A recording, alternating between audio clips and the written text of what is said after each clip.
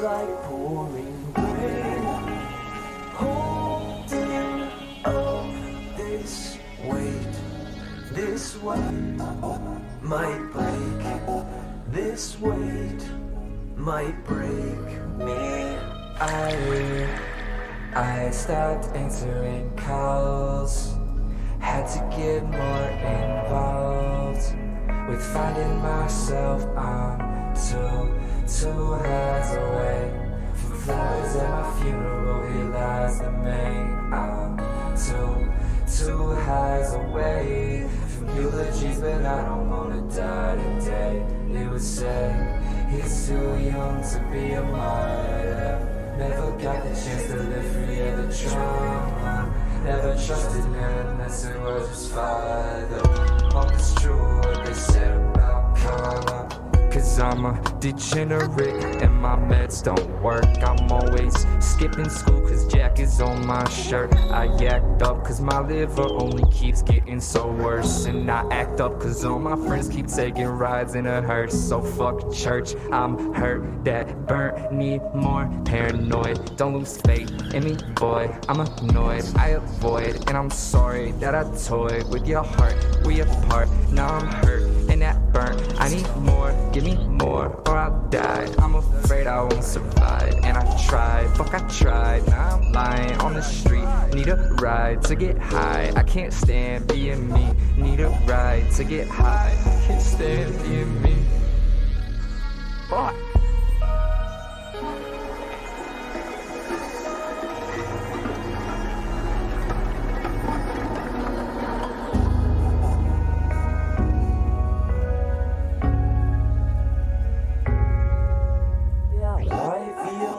Persisting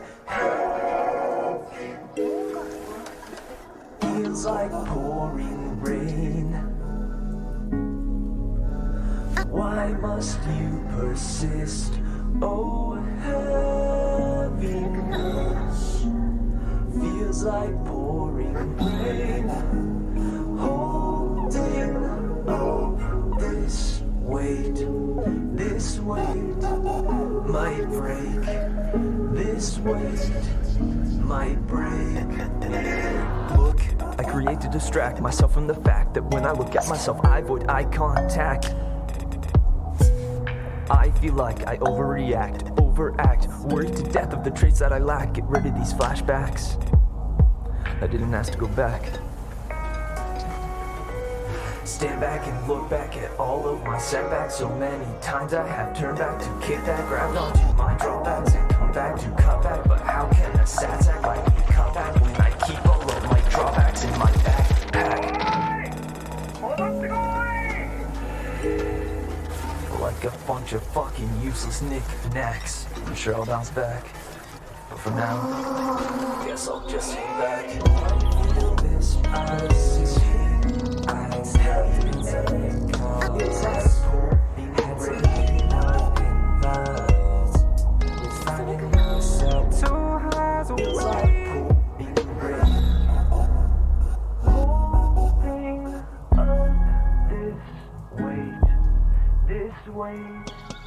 might break. This weight might break me. But I don't wanna die today. Never got the chance to live free of the trauma.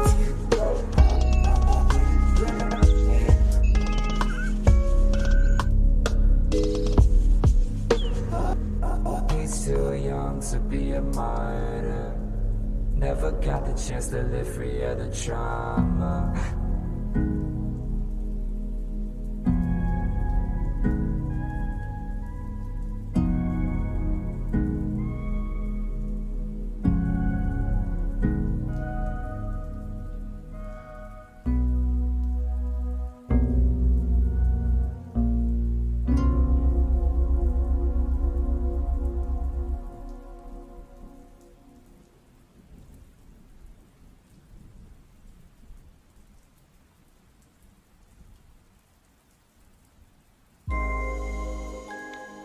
What do I give? How do I live in this life of ours? All I know is that I take plenty from here under the stars.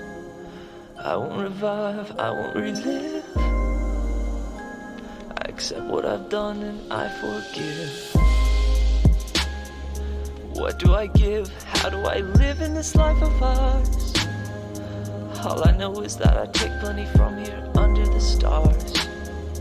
I won't revive, I won't relive.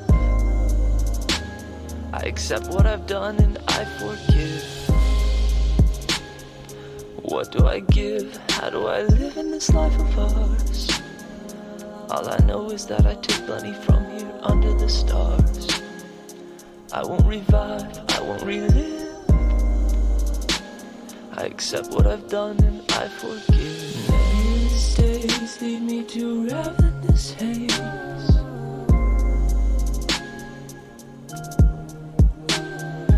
Nebulous days lead me to ravenous haze, which will block my gaze.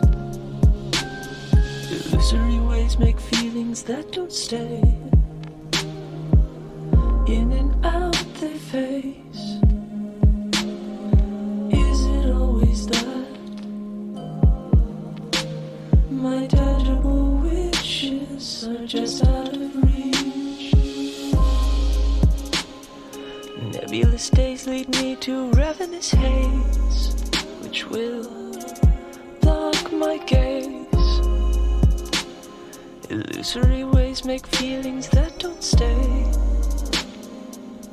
In and out they face. Is it always that?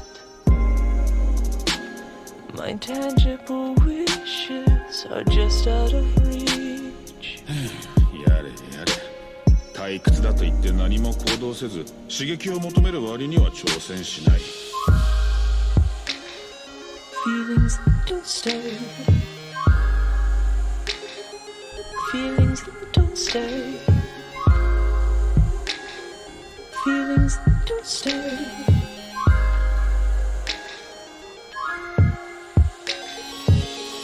いいかい埼玉市人生は当てのない旅だよ新しい景色を見るためには自分で道を切り開くしかないんだ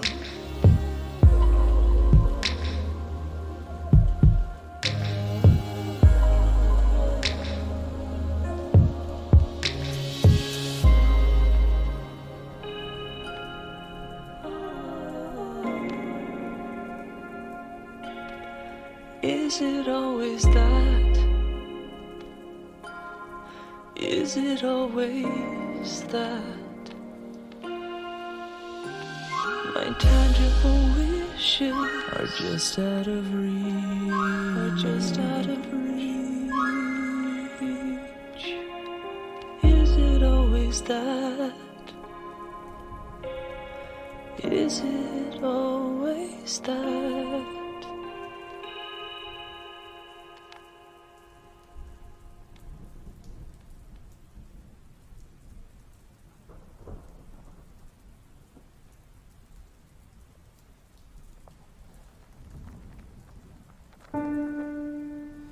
Join me for an adventure, oh, much like any other, with twists and turns and plot devices, words and wonder. Now my advice is listen close.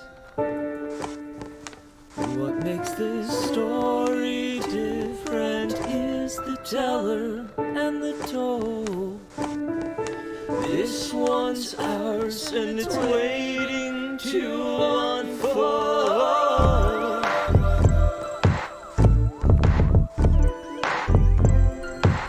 So come be merry with me. Yeah. Oh, come be merry with me.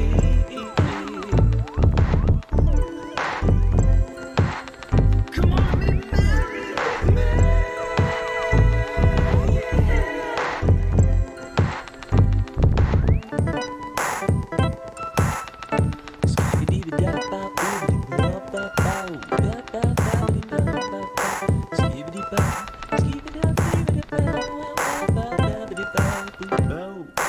Join me for an adventure, oh, much like any other, with twists and turns and plot devices, words and wonder. Now my advice is listen close. What makes this story different is the teller and the told. This one's ours and it's waiting to unfold.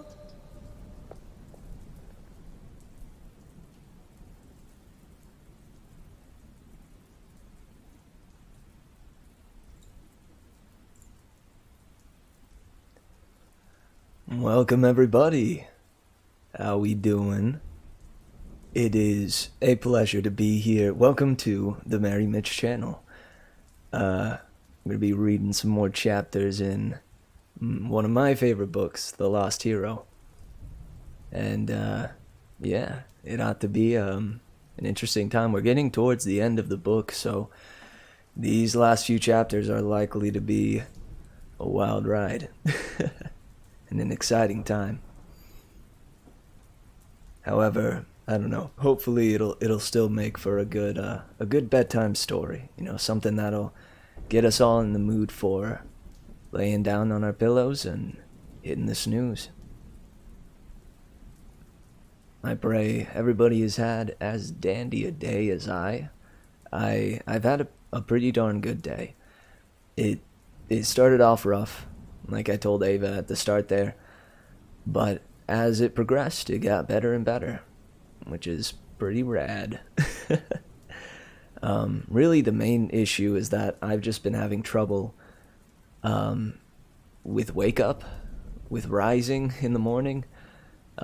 Even though I go to bed at, midnight, anywhere from midnight to 2 a.m., from there, it would make sense for me to get up at 9 p.m. or 9 a.m. or 10 a.m., But instead, I find myself sleeping all the way through to the afternoon. Weird stuff. It's kind of irregular for me, and I'm not entirely sure what the cause of it is. Maybe it's just first week back at work. I'm a little more exhausted or something. But speaking of which, I had a good batch of munchkins to coach tonight. It was boys tonight. I was coaching boys gymnastics. Sleeping is sometimes kind of good. I agree. Sleeping is sometimes kind of good. I know I certainly need it. But yeah, the kids tonight were cool. I even saw a few familiar faces, which is cool to see. Folks that I was coaching almost half a year ago, or like 6 months ago now, finally return, and I could see it on their faces that they were just as stoked to be back as I was, which was, I don't know, really encouraging and cool to see. One of them said that, one of them was like, oh, as he walked in, he said, oh, I thought you were Coach Mitch at first. I thought you were still Coach Mitch, but you must be somebody else. And I was like, wait, what are you talking about? It's me. I am Coach Mitch. And he was like, he gave me this dumbfounded stare and was like, oh, your hair is just so different. And I was like, yeah, I've let it grow out, and surprisingly enough, like it's changed enough to the point where somebody 6 months ago didn't even recognize me. I don't know, I found that funny. That was kind of the highlight of my night. Little, we'll call him Percival for Percy Jackson's sake. Yeah, little Percival looked up at me and was like, you are not the same guy, are you? How was my hair 6 months ago? I think if you look back in old VODs on the VOD channel, you'll be able to see I oftentimes had shorter hair. I would spike it up, and it would be, yeah, kind of a short, spiky look. Short and spiky.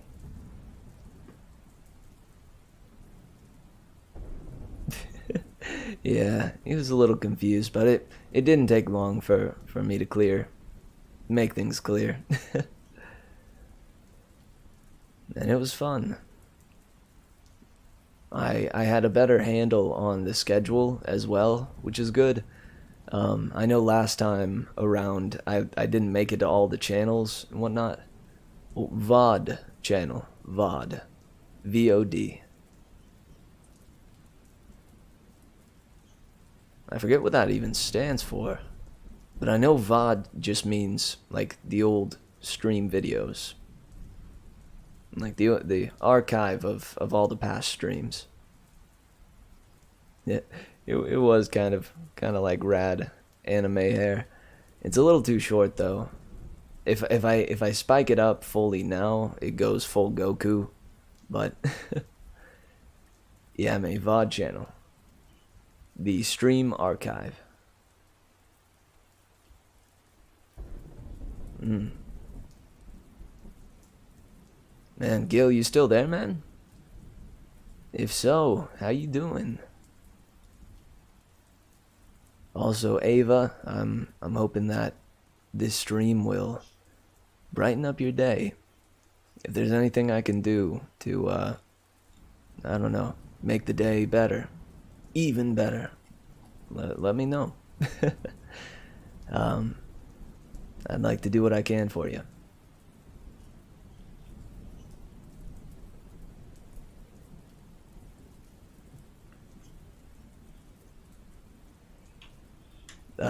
Right on, man. I hope you enjoy. Oh, well, heck, I'm more than happy to do that for you. And don't worry about it, Gil. I hope you enjoy the reading. So speaking of which, I think it's time we get into spoiler territory. We're gonna be jumping into the recap. Last time on The Lost Hero, our heroes encountered a batch of wolves sitting in the firelight in a cave, taking shelter from a snowstorm outside. Piper hears the howling of wolves. These wolves approach, and it turns out that they are not alone. Jason speaks Latin to them and says something along the lines of, leave this place now, or you're not welcome here. And they turn back around, but they return with their leader, a gritty, kind of gnarled looking man with a heck of a 5 o'clock shadow, wolf skin, deer skin, seemingly the skin of all kinds of animals draped over his head, uncured, with the skin still fresh. And it turned out that this character was Lycaon. As, let me see. Yeah, as Coach Hedge put it quite eloquently, he called Lycaon an immortal, smelly, vicious mutt. The king of wolves. Lycaon didn't exactly appreciate that. When the fight finally broke out, Jason lunges to intercept Lycaon and the wolves, but he finds that his sword phases right through these beings. It has no effect. It does not cut as it normally does. And at first, Jason doesn't understand why, but soon enough, Piper remembers that werewolves and these specific types of wolves can only be hurt by silver. Aw, what's up, Finn? Welcome back. I'm watching and playing Among Us with friends at the same time. I shall sit crisscross applesauce and listen now. Aw, heck yeah. I hope you're enjoying Among Us. It seems like such a fun game. Just don't get tricked by your friends.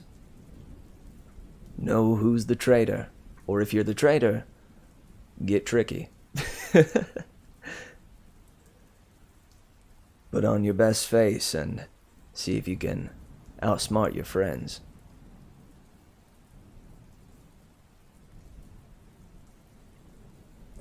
So it looked dire for our heroes as these wolves approached and encroached and got closer and closer,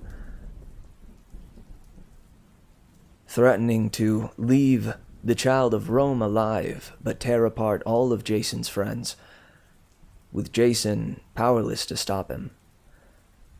Until out of the blue, Lycaon lets out a pain-filled howl. A pain-filled howl. And he looks at his shoulder, and out from his shoulder is sticking a silver arrow.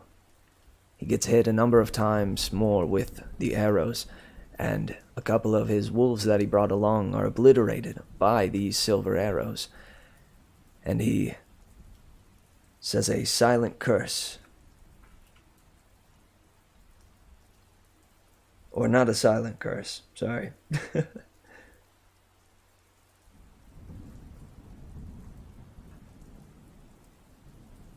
Yeah, he simply yells, "Curse them." And he looks at Jason and says, "This isn't over, boy." Soon enough, as Lycaon and his pack retreat, a new pack encroaches. These wolves with white fur instead of dark gray or black. And they seem more friendly. They have an aura about them that gives off more of a hunting dog vibe than anything. And out from the storm appears a girl that Jason had a feeling he'd run into. His sister, Thalia, daughter of Zeus.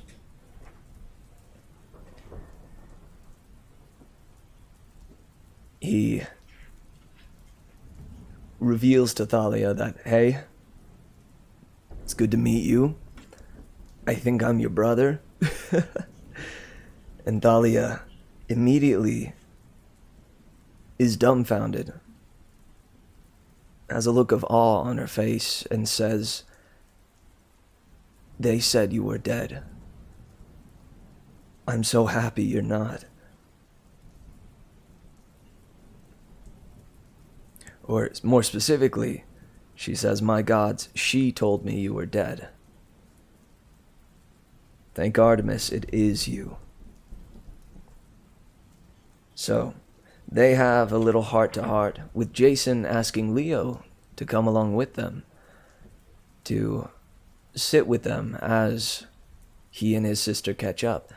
And Leo realized that this is the first time that Jason has reached out to Leo for help. Has reached out to Leo because he wanted support. You know, the son of Jupiter, this powerful this powerful demigod that seemingly is the leader of the group and doesn't need anyone's help, but instead is the helper to them. At least in Leo's eyes. Finally, he reaches out to Leo and silently says, "Leo, I need your help. I need support."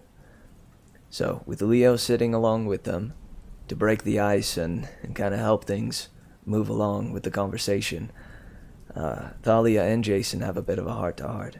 They fill Thalia in with everything that they know so far, and Thalia explains a little further into Jason's history. We get another peek into Jason's past. How Thalia's mom was the only mortal woman to catch Zeus's eye more than once. And it's because she seemingly could never get enough attention. She became an actress And no matter how famous she got, no matter how beautiful she was, it wasn't enough. And once she caught the eye of Zeus, the most powerful being, supposedly, in the heavens, what more could she look for?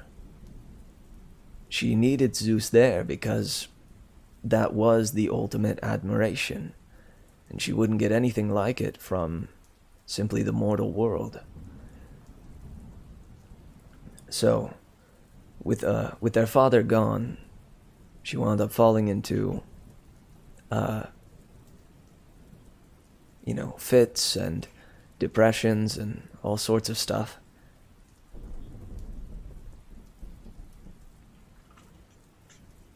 And when Zeus did return on that second occasion, he seemed different. More fatherly, a little more stern, but also caring.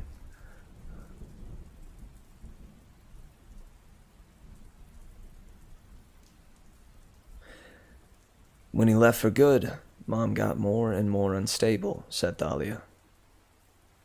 Apparently her mom blamed Hera.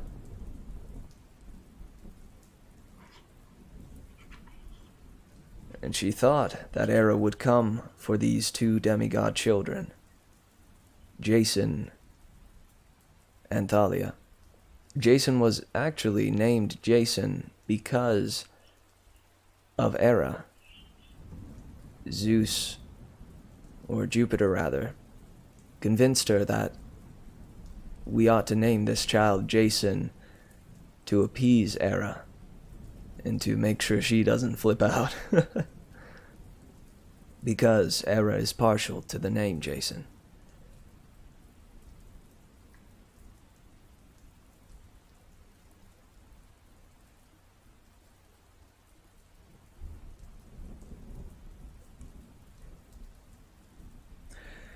Thalia and her mom didn't get along well together.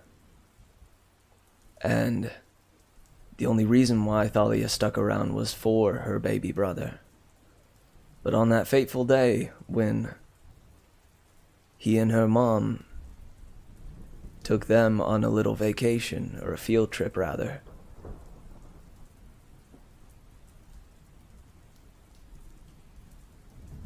in a park far away, their mom told Thalia to go back to the car and get the picnic basket. And when she returned, the mother was kneeling on the stone steps, crying and hugging herself. And apparently, you were gone, said Thalia. So that's how Jason vanished. And that's where Thalia's knowledge of his history ends.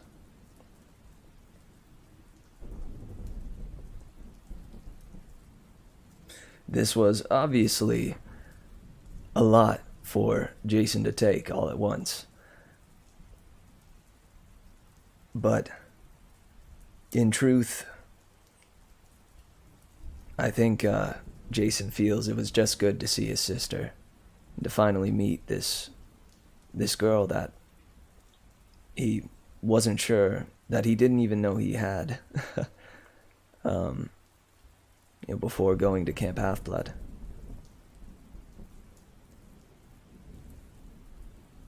We get a little hint that Jason isn't the only son of Rome.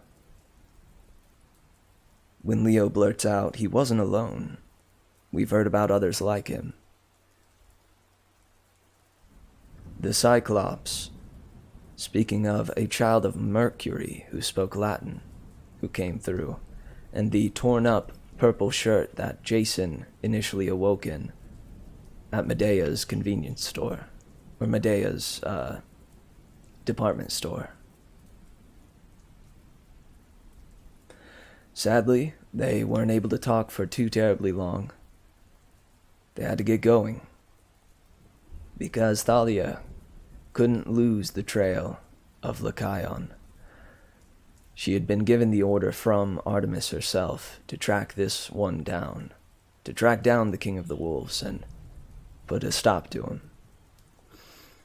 But before she does that, she leads our heroes to the destination that they had come here for. The palace in the sky, or the fortress in the sky, that belongs to Aeolus, the god of the four cardinal directions, the god of the winds. With Piper all healed up, thanks to Phoebe,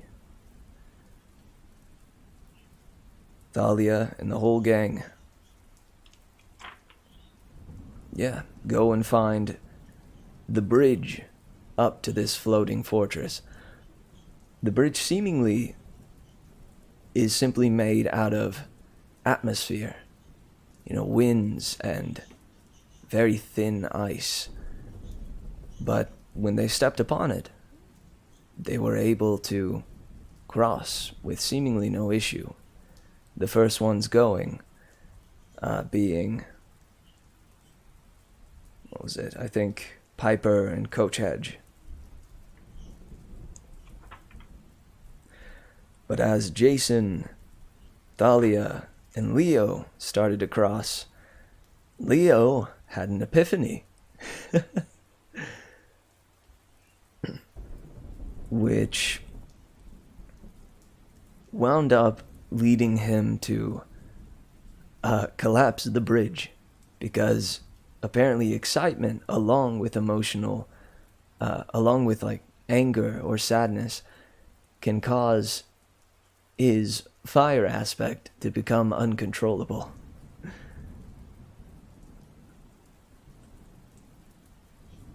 But Leo's epiphany was important. He says if Jason is a bridge, what's he connecting?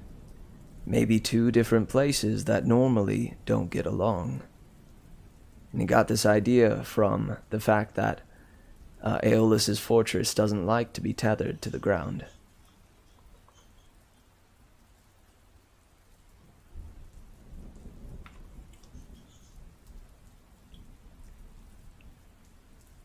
So, as the bridge collapses, Thalia yells out and says, "You know where the wolf house is. I'm gonna take the hunters there, and we're gonna hold off this rising, or whatever is happening there, until you can go and save Piper's father. We can do both." So that's freaking exciting. Piper was hoping that there would be a way to do both, and with the help of the hunters, it might be possible.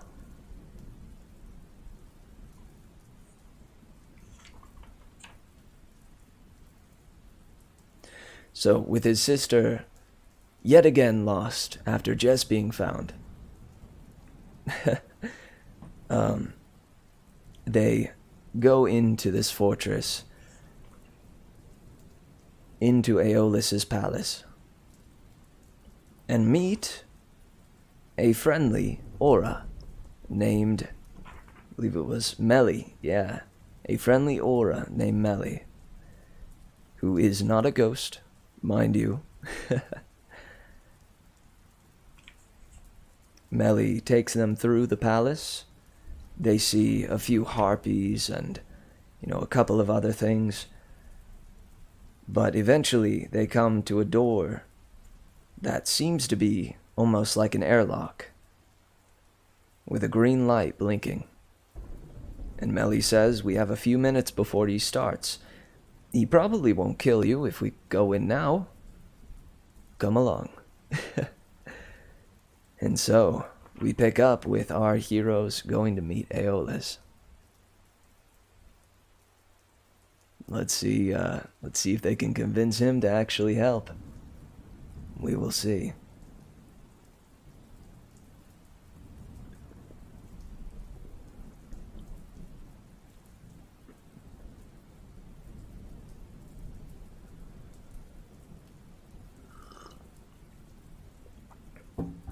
Hey, P-dubs. Heck yeah, you are. You just missed the recap. But mainly highlighted points of what happened last time. They briefly fought with Lycaon, got saved by Thalia, Jason's sister. Jason and Thalia have a heart-to-heart. Leo burns a bridge and they wind up in Aeolus's palace. Heck yeah, you got a good memory. I trust you.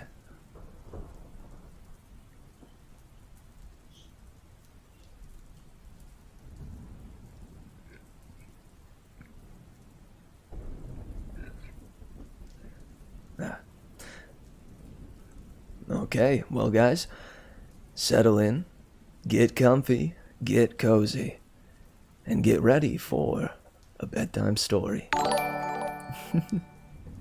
Smile check indeed. Thank you for that, host, Great Kazoo. I appreciate the smile check. Alright, let's jump in. This is The Lost Hero by Rick Riordan. Chapter 38. Jason. Jason's jaw dropped. The central section of Aeolus's fortress was as big as a cathedral, with a soaring domed roof covered in silver. Television equipment floated randomly throughout the air, cameras, spotlights, set pieces, potted plants, and there was no floor. Leo almost fell into the chasm before Jason pulled him back. Holy! Leo gulped. Hey, Melly! A little warning next time! A little warning, please. An enormous circular pit plunged into the heart of the mountain. It was probably half a mile deep, honeycombed with caves. Some of the tunnels probably led straight outside. Jason remembered seeing winds blast out of them when they'd been on Pikes Peak. Other caves were sealed with some glistening material, like glass or wax. The whole cavern bustled with harpies, ori, and paper planes. But for someone who couldn't fly, it would be a very long, very fatal fall. Oh my, Melly gasped. I'm so sorry. She unclipped a walkie-talkie from somewhere inside her robes and spoke into it. Hello, Sets? Is that Nuggets? Oh, hi, Nuggets. Could we get a floor in the main studio, please? Yes, a solid one. Thanks. A few seconds later, an army of harpies rose from the pit. 36 or so demon chicken ladies, all carrying squares of various building material. They went to work hammering and gluing, and using large quantities of duct tape, which didn't reassure Jason. In no time, there was a makeshift floor snaking over the chasm. It was made of plywood, marble blocks, carpet squares, wedges of grass sod. Just about anything. Oh, thank you, Kazoo. I appreciate the support. That can't be safe, Jason said. Oh, it is, Melly assured him. The harpies are very good. Easy for her to say. She just drifted across without touching the floor. But Jason decided he had the best chance at surviving, since he could fly. So he stepped out first. Amazingly, the floor held. Piper gripped his hand and followed him. If I fall, you're catching me. Yeah, sure. Jason hoped he wasn't blushing. Leo stepped out next. You're catching me too, Superman. You're catching me too, Superman. But I ain't holding your hand. Melly led them toward the middle of the chamber, where a loose square of flat panel video screens floated around a kind of control center. A man hovered inside, checking monitors and reading paper airplane messages. The man paid them no attention as Melly brought them forwards. She pushed a 42-inch Sony out of the way and led them into the control area. Leo whistled. I got to get a room like this. Oh man. The floating screen showed all sorts of television programs. Some Jason recognized. News broadcasts, mostly. But some programs looked a little strange. Gladiators fighting. Demigods battling monsters. Maybe they were movies, but they looked more like reality shows. At the far end of the square was a silky blue backdrop, like a cinema screen, with cameras and studio lights floating around it. The man in the center was talking into an earpiece phone. He had a remote control in each hand and was pointing them at various screens, seemingly at random. He wore a business suit that looked like the sky, blue mostly, but dappled with clouds that changed and darkened and moved across the fabric. He looked like he was in his 60s, with a shock of white hair, but he had a ton of stage makeup on, and that smooth, plastic surgery look to his face, so he appeared not really young, not really old, just wrong. Like a Ken doll someone had halfway melted in a microwave. His eyes darted back and forth from screen to screen, like he was trying to absorb everything at once. He muttered things into his phone, and his mouth kept twitching. He was either amused, or crazy, or quite possibly both. Melly floated towards him. Sir? Mr. Aeolus? These demigods... Hold it! He held up a hand to silence her, then pointed at one of the screens. Watch! It was one of those storm chaser programs where insane thrill seekers drive after tornadoes. As Jason watched, a jeep plowed straight into a funnel cloud and got tossed into the sky. Aeolus shrieked with delight. The Disaster Channel! People do that on purpose! He turned toward Jason with a mad grin. Isn't it amazing? Let's watch it again. Sir, Melly said. this is Jason, son of... Yes, I remember, Aeolus said. You're back. How did it go? Jason hesitated. Sorry, I think you've mistaken me. No, Jason Grace, aren't you? It was, what, last year? You were on your way to fight a sea monster, I believe. I don't remember. Aeolus laughed. Must not have been a very good sea monster. No, I remember every hero who's ever come to me for aid. Odysseus. Gods! He docked at my island for a month. At least you only stayed a few days. Now, watch this video. These ducks get sucked straight into... Sir, Melly interrupted. 2 minutes to air. Air? Aeolus exclaimed. I love air! How do I look? Makeup!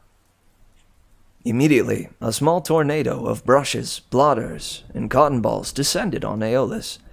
They blurred across his face in a cloud of flesh-toned smoke until his coloration was even more gruesome than before. Wind swirled through his hair and left it sticking up like a frosted Christmas tree. Mr. Aeolus, Jason slipped off the golden backpack. We brought you these rogue storm spirits. Did you? Did you? Did you? Aeolus looked at the bag like it was a gift from a fan. Something he really didn't want. Well, how nice. Leo nudged him, and Jason offered the bag. Boreas sent us to capture them for you. We hope you'll accept them and stop, ordering demigods to be killed. Aeolus laughed and looked incredulously at Melly. Demigods be killed? Did I order that? Melly checked her computer tablet. Yes, sir. 15th of September. Storm spirits released by the death of Typhon. Demigods to be held responsible, etc. Yes, a general order for all of them to be killed. Oh, pish, Aeolus said. I was just grumpy. Rescind that order, Melly, and, who's on guard duty? Teriyaki? Terry. Terry. Take these storm spirits down to cell block 14E. Will you?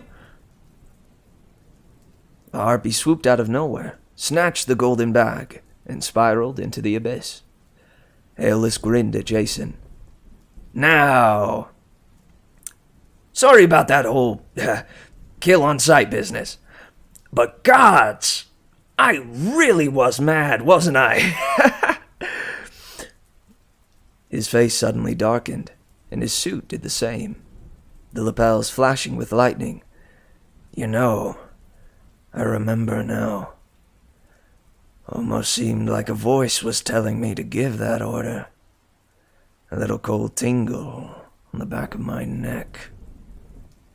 Jason tensed, a cold tingle on the back of his neck.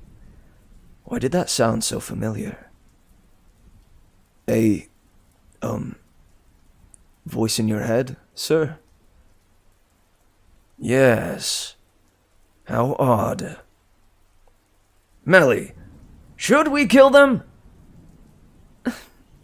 No, sir. She said patiently. They just brought us the storm spirits, which makes everything all right. Of course. Aeolus laughed. Sorry. Melly, let's send the demigods something nice. A box of chocolates, perhaps. A box of chocolates to every demigod in the world, sir? No, too expensive. Never mind. Wait, it's time. I'm on. Aeolus flew off toward the blue screen as newscast music started to play. Jason looked at Piper and Leo, who seemed just as confused as he was. Melly, he said, is he always like that? She smiled sheepishly. Well, you know what they say. If you don't like his mood, wait 5 minutes. That expression, whichever way the wind blows, that was based on him. And that thing about the sea monster, Jason said. Was I here before? Melly blushed. I'm sorry, I don't remember. I'm Mr. Aeolus's new assistant. I've been with him longer than most, but still, not that long.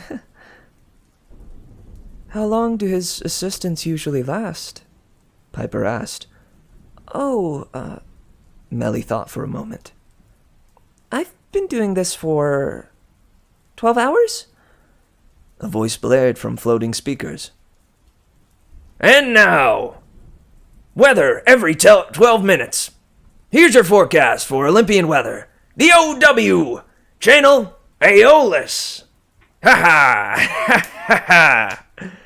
Lights blazed on Aeolus, who was now standing in front of the blue screen. His smile was unnaturally white, and he looked like he'd had so much caffeine, his face was about to explode. Hello, Olympus! Aeolus, master of the winds here, with weather every 12. We'll have a low-pressure system moving over Florida today, so expect milder temperatures, since Demeter wishes to spare the citrus farmers. He gestured at the blue screen, and when Jason checked the monitors, he saw that a digital image was being projected behind Aeolus. so it looked like he was standing in front of a U.S. map with animated smiley suns and frowny storm clouds.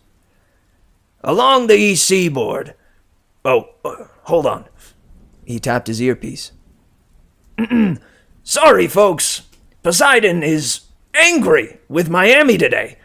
So it looks like that Florida freeze is back on. Sorry, Demeter. Over in the Midwest, I'm not sure what St. Louis did to offend Zeus, but you can expect winter storms. Boreas himself is being called down to punish the area with ice. Bad news, Missouri. No, wait. Hephaestus feels sorry for central Missouri, so you all will have much more moderate temperatures and sunny skies. Aeolus kept going like that, forecasting each area of the country and changing his prediction 2 or 3 times as he got messages over his earpiece. The gods apparently putting in orders for various winds and weather. "This can't be right," Jason whispered. "Weather isn't this random." Melly smirked. How often are the mortal weathermen right? How often are the mortal weathermen right? They talk about fronts and air pressure and moisture, but the weather surprises them all the time. At least Aeolus tells us why it's so unpredictable. Very hard job trying to appease all the gods at once. It's enough to drive anyone. You know. She trailed off, but Jason knew what she meant. Mad. Aeolus was completely mad. And that's the weather, ha! Aeolus concluded. See you in 12 minutes, because I'm sure it'll change. The light shut off. The video monitors went back to random coverage, and just for a moment, Aeolus's face sagged with weariness. Then he seemed to remember he had guests, and he put a smile back on. So, you brought me some rogue spirits, Aeolus said. I suppose. Thanks! And did you want something else? I assume so. Demigods always do. Melly said, Sir, this is Zeus's son. Yes, I know that. I said I remember him from before. But, sir, they're here from Olympus. Aeolus looked stunned. Then he laughed so abruptly, Jason almost jumped into the chasm. You mean you're here on behalf of your father this time? Finally! I knew they would send someone to renegotiate my contract. What? Jason asked. Oh, thank goodness! Aeolus sighed with relief. It's been, 3,000 years since Zeus made me master of the winds? Not that I'm ungrateful, of course. But really, my contract is so vague. Obviously, I'm immortal. But master of the winds? What does that mean? Am I a nature spirit? A demigod? A god? I want to be god of the winds. Because the benefits are so much better. Can we start with that? Jason looked at his friends, mystified. Dude, Leo said, do you think we're here to promote you? You are then! Aeolus grinned. His business suit turned completely blue, not a cloud in the fabric. Marvelous! I mean, I think I've shown quite a bit of initiative with the Weather Channel, And, of course, I'm in the press all the time. So, many books have been written about me. Into thin air. Up in the air. Gone with the wind. I don't think those are about you, Jason said, before he noticed Melly shaking her head. Nonsense! Aeolus said, Melly, They're biographies of me, aren't they? Absolutely, sir. She squeaked. There, you see? I don't read. Who has time? But obviously the mortals love me. So, we'll change my official title to God of the Winds. I like the ring to it. Then about salary and staff. Sir, Jason said, we're not from Olympus. Aeolus blinked. But, I'm the son of Zeus, yes, Jason said. But we're not here to negotiate your contract. We're on a quest and we need your help. Aeolus's expression hardened. Like last time. Like every hero who comes here. Demigods! It's always about you, isn't it? Sir, please. Oh, sir, please. I don't remember last time. But if you helped me once before... I'm always helping. Well, sometimes I'm destroying. But mostly I'm helping. And sometimes I'm asked to do both at the same time. Why, Aeneas, the first of your kind. My kind? Jason asked. You mean demigods? Oh, please, Aeolus said. I mean your line of demigods. You know, Aeneas, son of Venus, the only surviving hero of Troy. When the Greeks burned down his city, he escaped Italy, where he founded the kingdom, that would eventually become Rome. Blah, blah, blah, blah, blah. That's what I meant. I don't get it, Jason admitted. Aeolus rolled his eyes. Nah, the point being, I was thrown in the middle of that conflict too. Juno calls up, "Oh, Aeolus, destroy Aeneas' ship for me. I don't like him." Then Neptune says, "No, don't do it. That's my territory. Calm the winds." Then Juno is like, "No, wreck his ship. Or I'll tell Jupiter you're uncooperative." Do you think it's easy juggling requests like that? No, Jason said. I guess not. And don't get me started on Amelia Earhart. I'm still getting angry calls from Olympus about knocking her out of the sky. We just want information, Piper said in her most calming voice. We hear you know everything. Aeolus straightened his lapels and looked slightly mollified. Well, that's true, of course. For instance, I know that this business here, He waggled his fingers at the three of them. this harebrained scheme of Juno's to bring you all together, is likely to end in bloodshed. As for you, Piper McLean, I know your father is in serious trouble. He held out his hand, and a scrap of paper fluttered into his grasp. It was a photo of Piper, with a guy who must have been her dad. His face did look familiar. Jason was pretty sure he'd seen him in the movies. Piper took the photo. Fido? Piper took the photo. Her hands were shaking. This is from his wallet. Yes, Aeolus said. all lost things end up in the wind eventually. And then they come to me. The photo blew away when the Earthborn captured him. The what? Piper asked. Aeolus waved aside the question and narrowed his eyes at Leo. Now, you, son of Hephaestus. Yes. I see your future. Another paper fell into the wind god's hands, an old tattered drawing done in crayon. Leo took it as if it might be coated in poison. He staggered backward. Leo? Jason said. What is it? something I drew when I was a kid. He folded it quickly and put it in his coat. It's... yeah, it's nothing.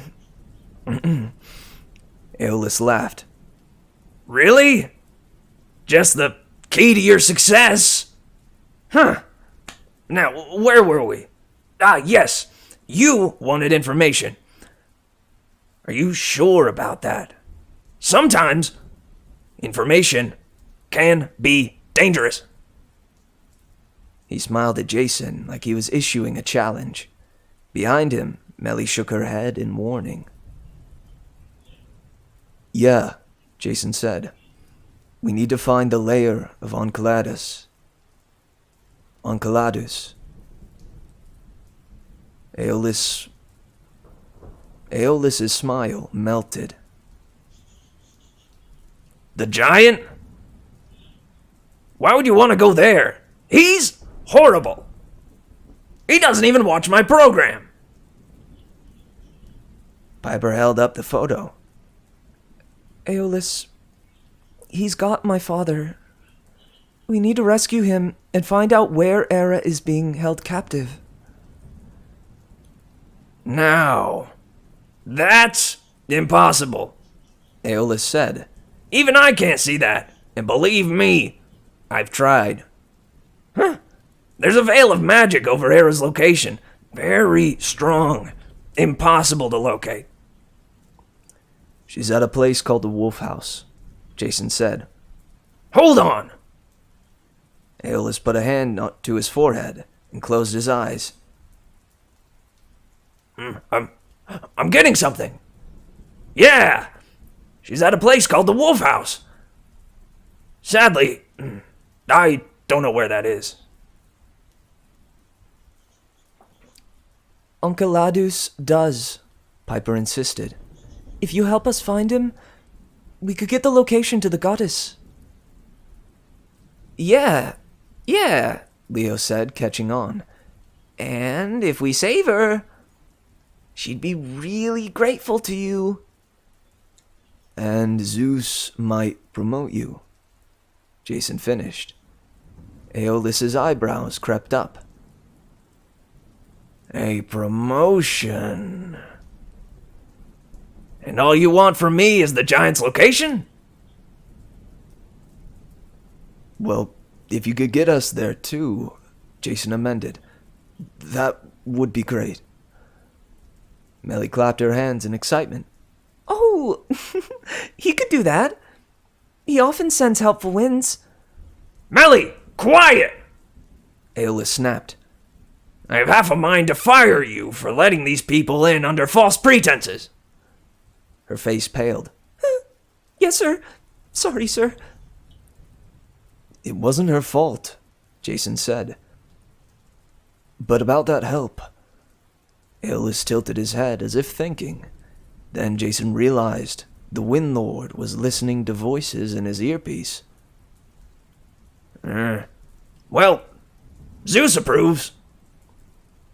Aeolus muttered. He says... Hang on. He says it would be better if you could avoid saving her until after the weekend. Because he has a big party planned. Ow! That's Aphrodite yelling at him, reminding him that the solstice starts at dawn. She says I should help you. And Hephaestus... Huh?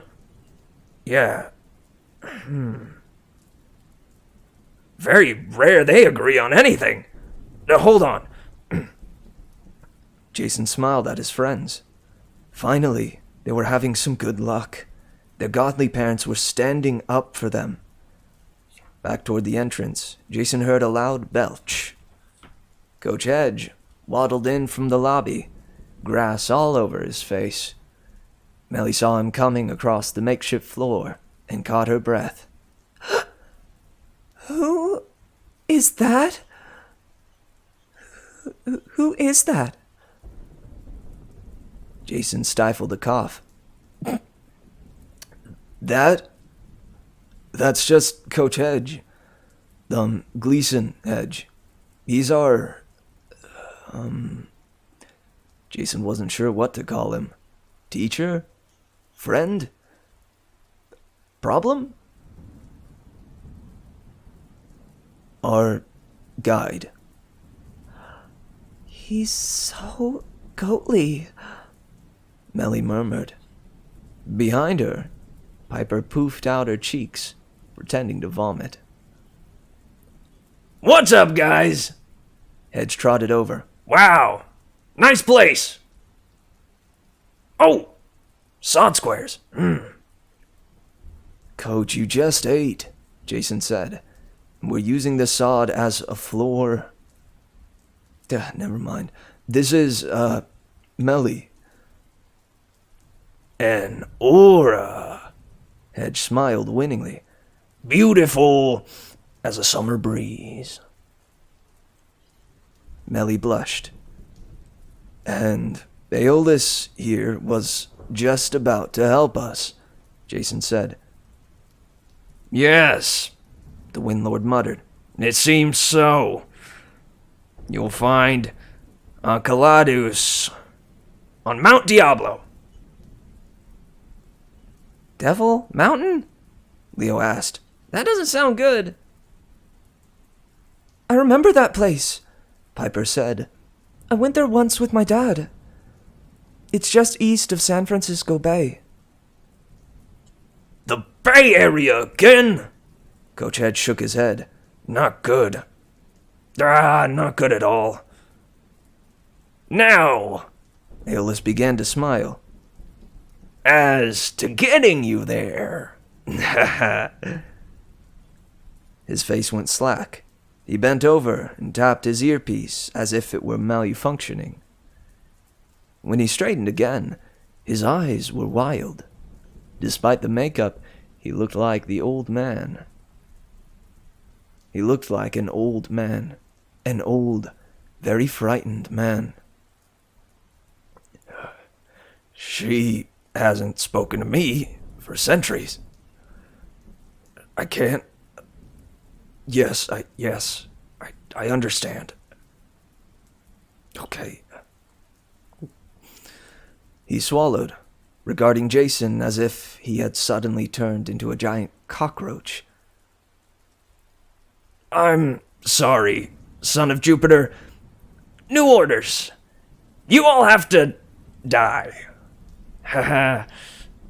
Melly squeaked. But sir, Zeus said to help them. Aphrodite, Hephaestus. Melly, Aeolus snapped. your job is already on the line. Besides, these are some orders that transcend even the wishes of the gods, especially when it comes to the forces of nature. Whose orders? Jason said. Zeus will fire you if you don't help us. I doubt it. Aeolus flicked his wrist, and far below them, a cell door opened into the pit.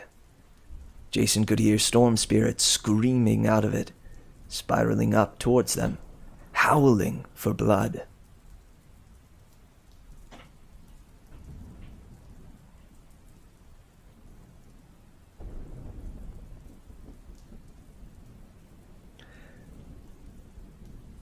Even Zeus understands the order of things. Aeolus said. And if she is waking, by all the gods, she cannot be denied. Goodbye, heroes. I'm terribly sorry. But I'll have to make this quick. I'm back on the air in 4 minutes. Jason summoned his sword. Coach Hedge pulled out his club. Melly the Aura yelled. No! No! She dived at their feet just as the storm spirits hit with hurricane force, blasting the floor to pieces, shredding the carpet samples and marble and linoleum into what should have been lethal projectiles, had Melly's robes not spread out like a shield and absorbed the brunt of the impact. The 5 of them fell into the pit, and Aeolus screamed above them. Melly, You are so fired! Quick! Melly yelled. Son of Zeus, do you have any power over the air? A little! Then help me, or you're all dead. Melly grabbed his hand, and an electric charge went through Jason's arm. He understood what she needed. They had to control their fall and head for one of the open tunnels. The storm spirits were following them down, closing rapidly, bringing with them a cloud of deadly shrapnel. Jason grabbed Piper's hand. Group hug!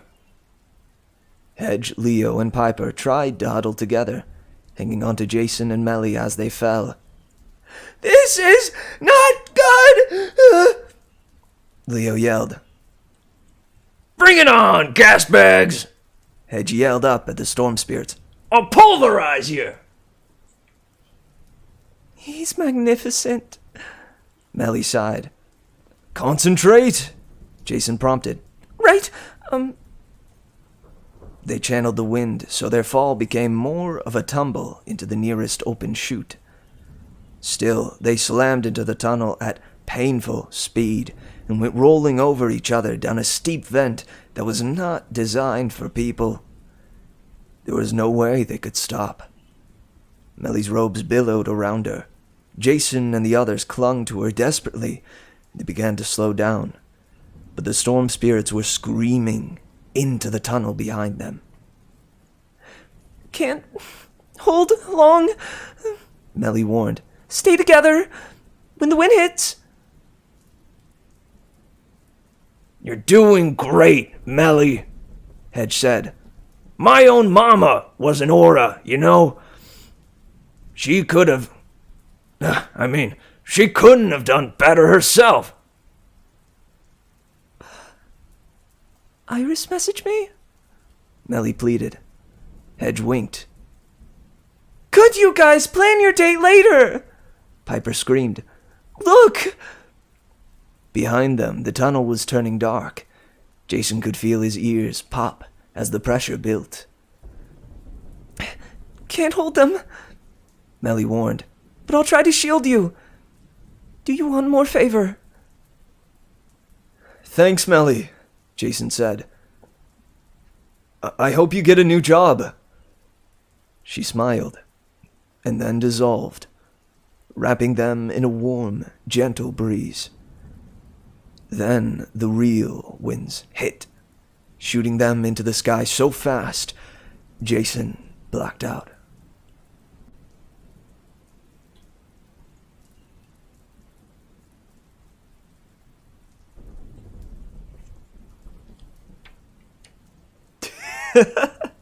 I agree, P-dubs.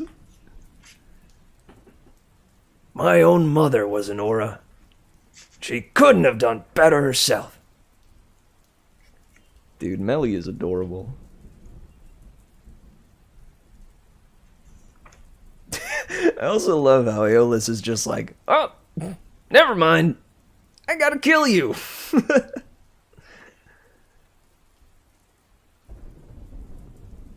Also, does anyone get who I was trying to base Aeolus after? I was trying to give him a particular voice. That is from a series I watched through pretty recently.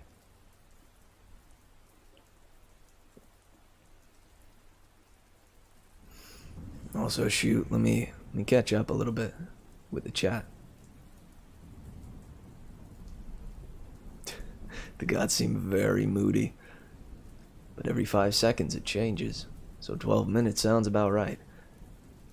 Kinda feel for the dude. Same. He's had the same job for 3,000 years. Whew. Yeah, man, I can get that. Man, that chapter was tough on the voice.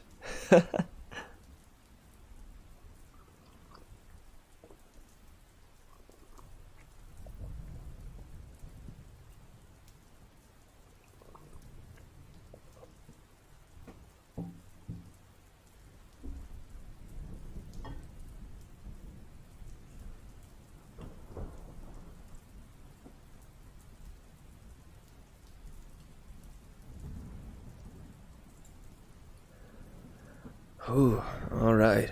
I'm gonna take a small break to sip some tea. Any thoughts on the chapter, guys? Other than Hedge being an absolute player.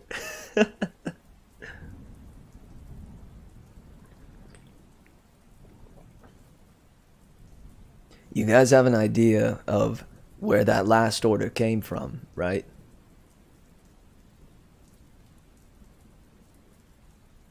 And I'm glad they at least got Uncladus's location before he switched over to trying to kill them. Because otherwise, they wouldn't have known.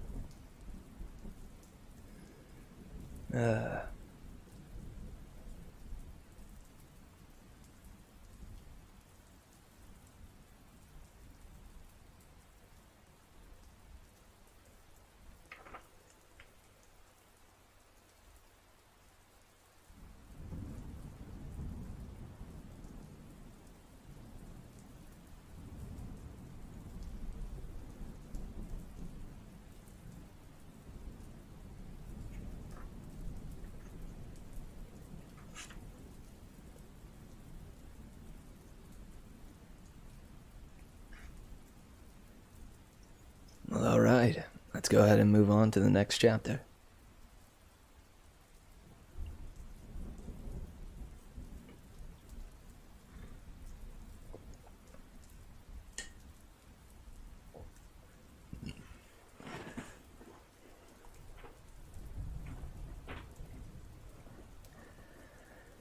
Chapter 39. Piper. Piper dreamt she was on the wilderness school dorm roof. The desert night was cold, but she'd brought blankets.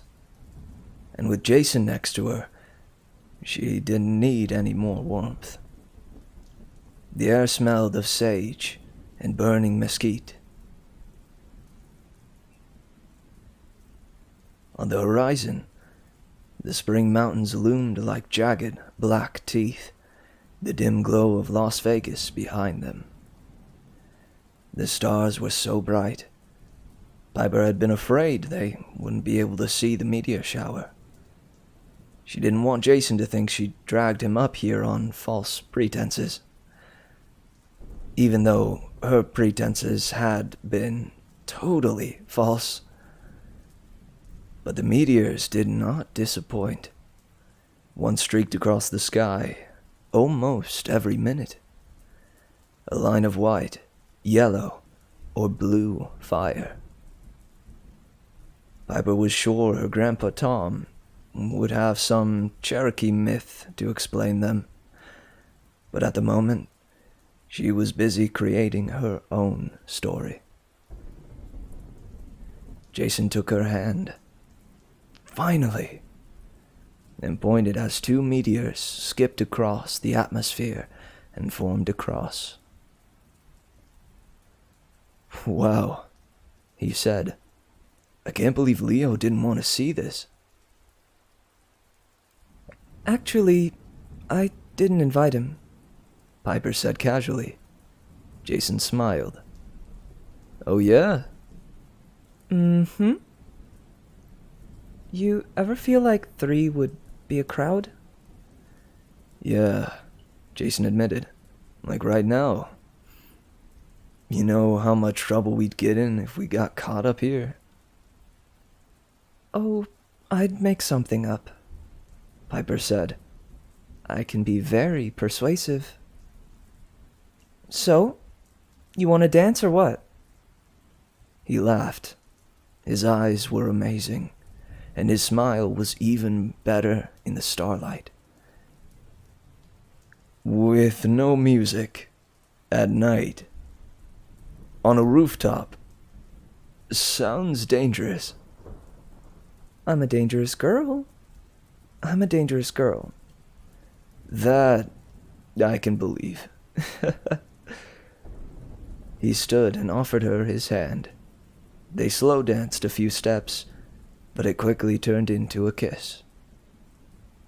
Piper almost couldn't kiss him again, because she was too busy smiling. Then her dream changed. Or maybe she was dead in the underworld, because she found herself back in Medea's department store. Please let this be a dream, she murmured, and not my eternal punishment.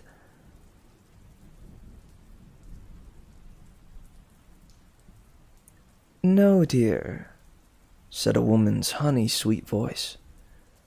No punishment. No punishment?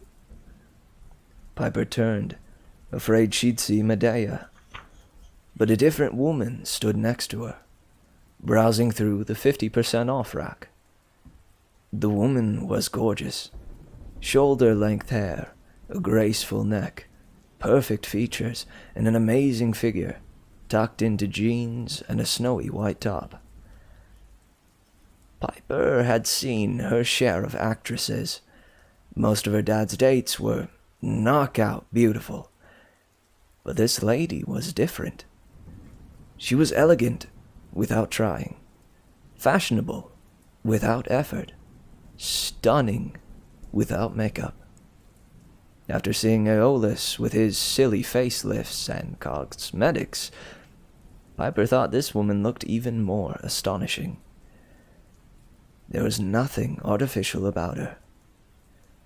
Yet as Piper watched, the woman's appearance changed. Piper couldn't decide the color of her eyes, or the exact color of her hair. The woman became more and more beautiful, as if her image were aligning itself to Piper's thoughts, getting as close as possible to Piper's ideal of beauty. Aphrodite, Piper said. Mom? The goddess smiled. You're only dreaming, my sweet. If anyone wonders, I wasn't here, okay? Piper wanted to ask 1,000 questions, but they all crowded together in her head. Aphrodite held up a turquoise dress. Piper thought it looked awesome, but the goddess made a face. This isn't my color, is it? Pity. It's cute. Medea really does have some lovely things here.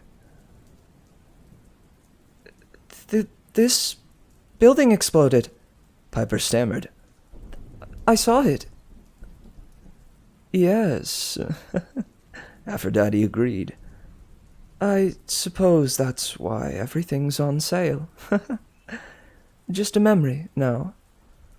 And I'm sorry to pull you out of your other dream. Much more pleasant, I know. Piper's face burned. She didn't know whether she was more angry or embarrassed, but mostly she felt hollow with disappointment. It wasn't real. It never happened. So why do I remember it so vividly? Aphrodite smiled. Because you are my daughter, Piper. You see possibilities much more vividly than others. You see what could be. And it still might be. Don't give up. Unfortunately, the goddess gestured around the department store. You have other trials to face first. Medea will be back, along with many other enemies. The doors of death have opened. What do you mean? Aphrodite winked at her. You're a smart one, Piper. You know.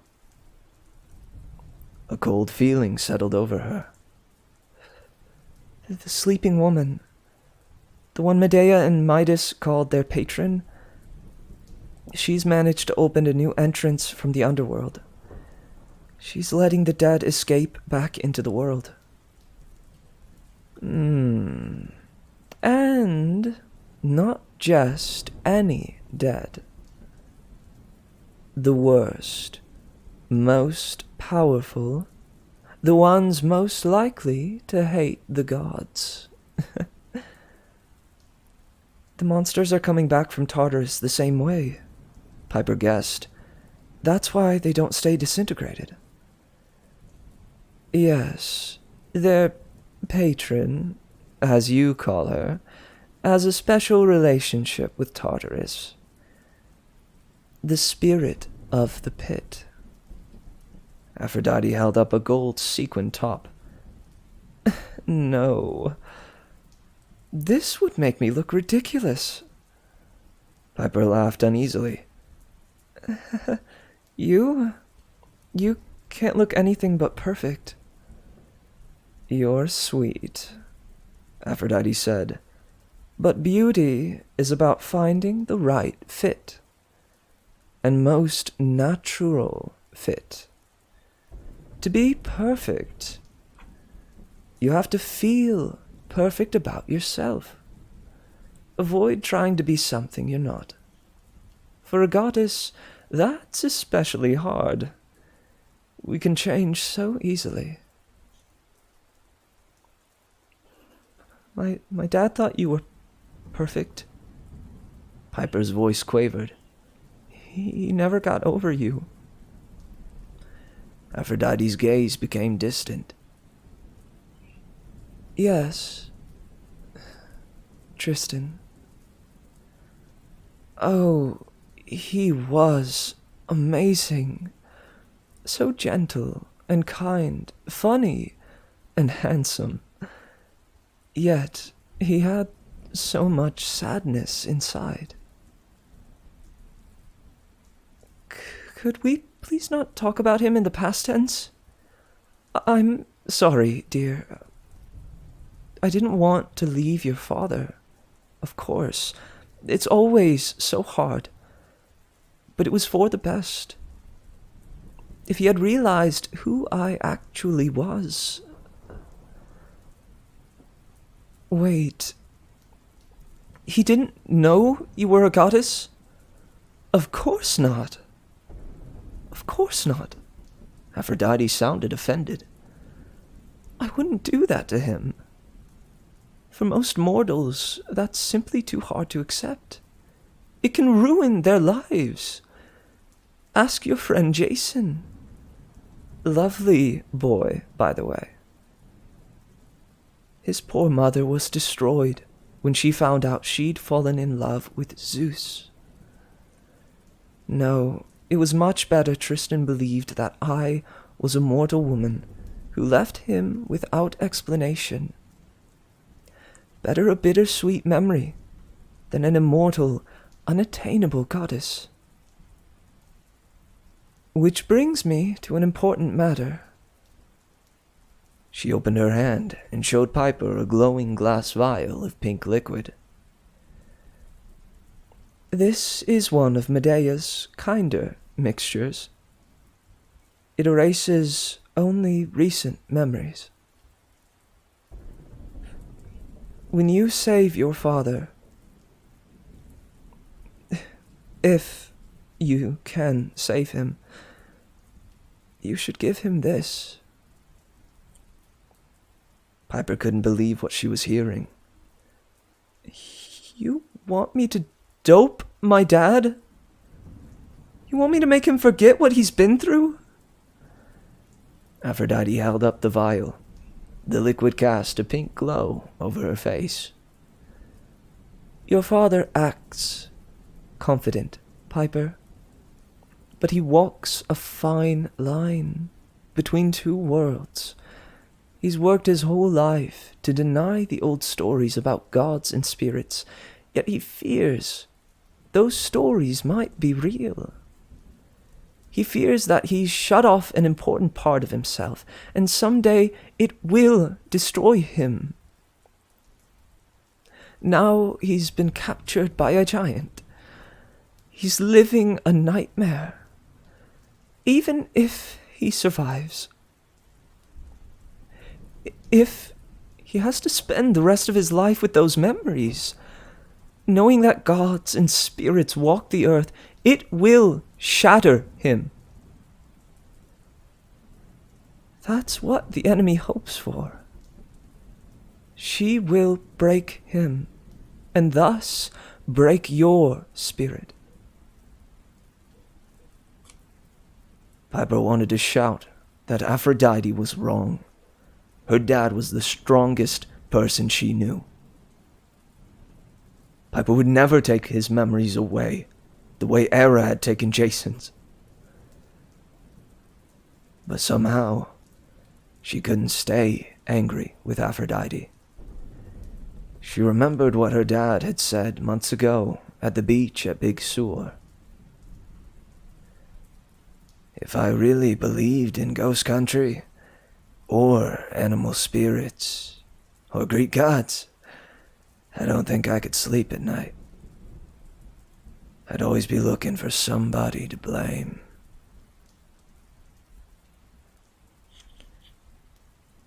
Now Piper wanted someone to blame, too.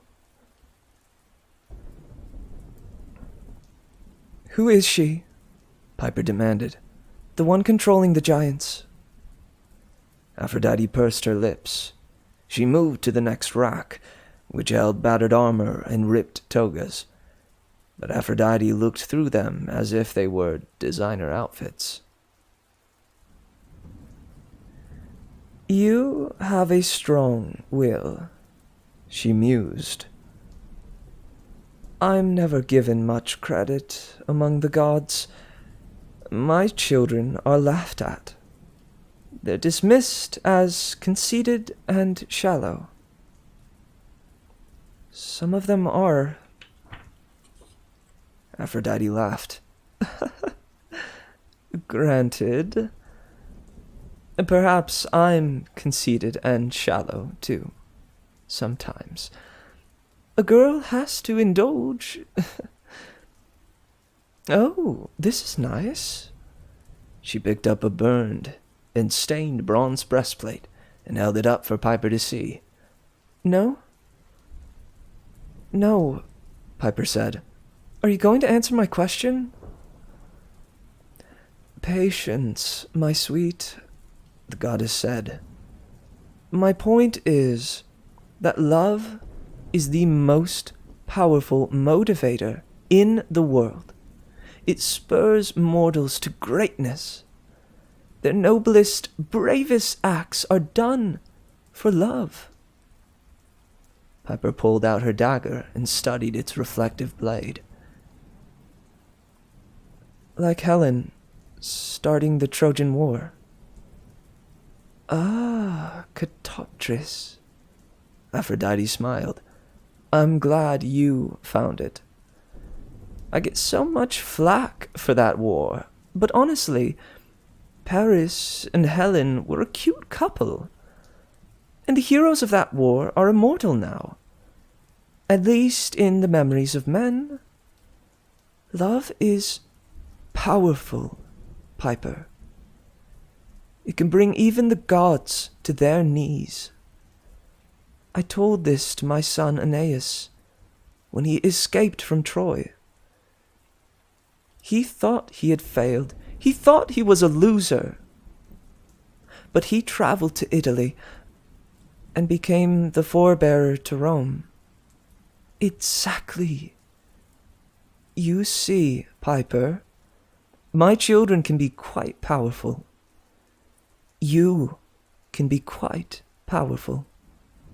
Because my lineage is unique. I am closer to the beginning of creation than any other Olympian. Piper struggled to remember about Aphrodite's birth. Didn't you rise from the sea, standing on a seashell? The goddess laughed. That painter, Botticelli, had quite an imagination. I never stood on a seashell, thank you very much. But yes, I rose from the sea. The first beings to rise from chaos were the earth and sky. Gaia and Uranos.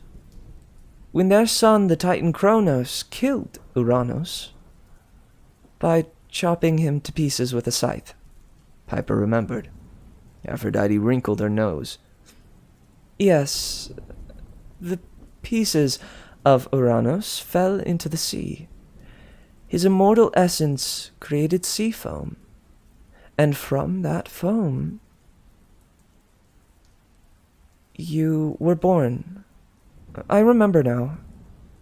So you're the last child of Uranos, who is greater than the gods and the Titans.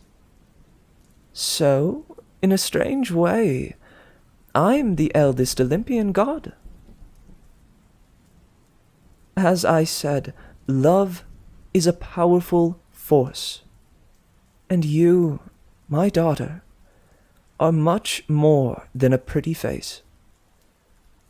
Which is why you already know who is waking the giants, and who has the power to open doors into the deepest parts of the earth. Aphrodite waited, as if she could sense Piper slowly putting the pieces together, which made a dreadful picture.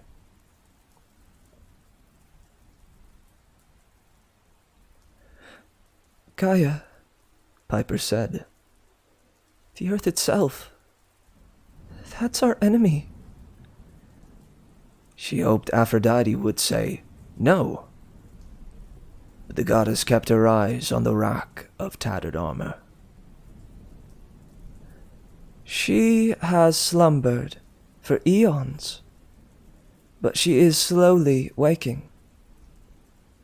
Even sleep does not deter her power. But once she wakes, we will be doomed. You must defeat the giants before this happens, and lull Gaia back into her slumber. Otherwise, the rebellion has only begun. The dead will continue to rise. Monsters will regenerate with even greater speed. The giants will lay waste to the birthplace of the gods. And if they do that, all civilization will burn. But Gaia, Mother Earth, do not underestimate her, Aphrodite warned. She is a cruel deity. She orchestrated Uranos' death. She gave Kronos the sickle and urged him to kill his own father. While the Titans ruled the world, she slumbered in peace.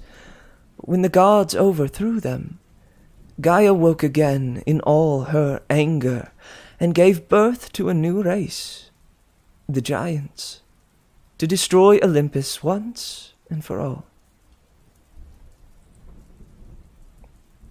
And it's happening again, Piper said. the rise of the Giants. Aphrodite nodded. Now you know. What will you do? Me? Piper clenched her fists. What am I supposed to do? Put on a pretty dress and sweet-talk Gaia into going back to sleep? I wish that would work, Aphrodite said. but no.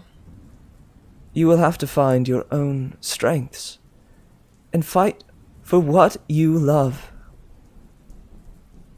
Like my favorite ones, Helen and Paris.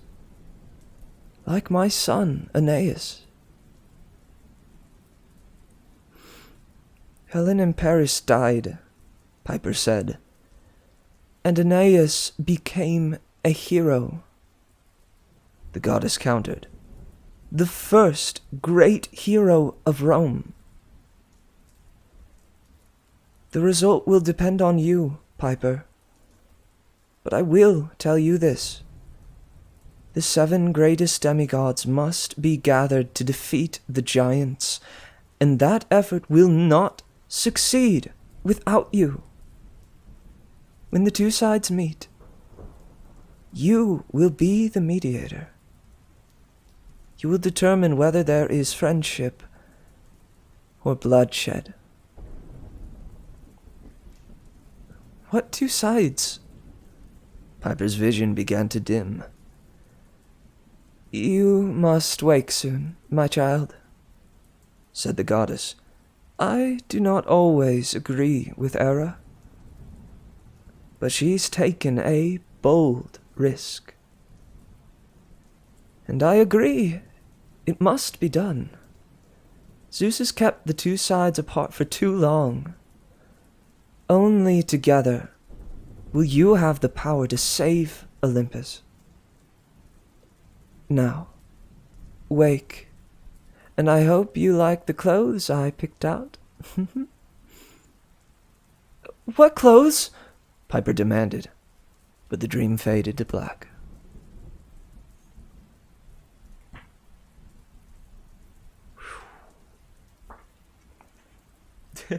It's Mum. It's Mum. Holy frijoles.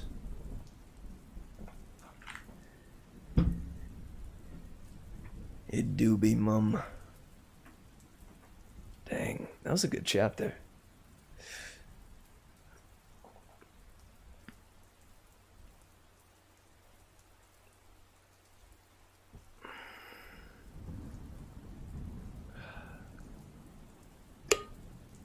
She absolutely is, B-dubs. She is not gonna be happy about it.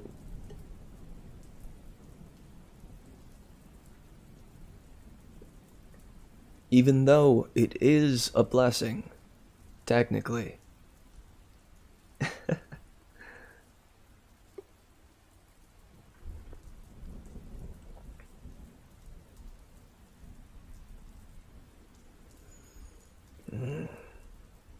Right on. Well, we're gonna jump to a bit of a 10-minute break here. And when we return, we will see what the heck happened to these guys after all of them blacked out. Will they be able to make it to Mount Diablo in time? And from there, make it to the Wolf House in time, or the Burned House in time? And we will see. Find out after the break.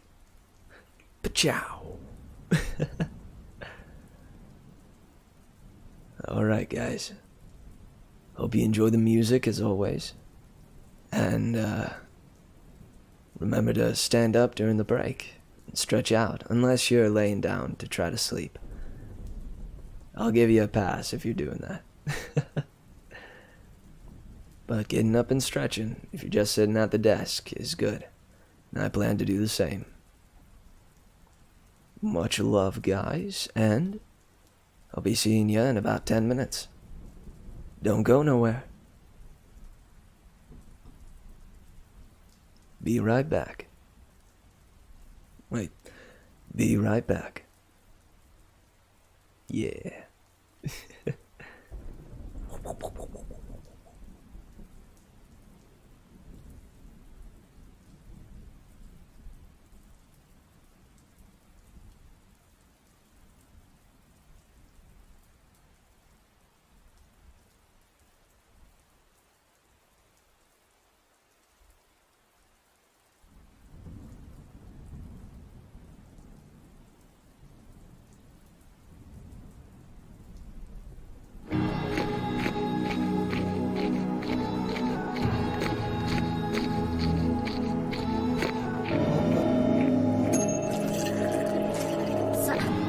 言しよう。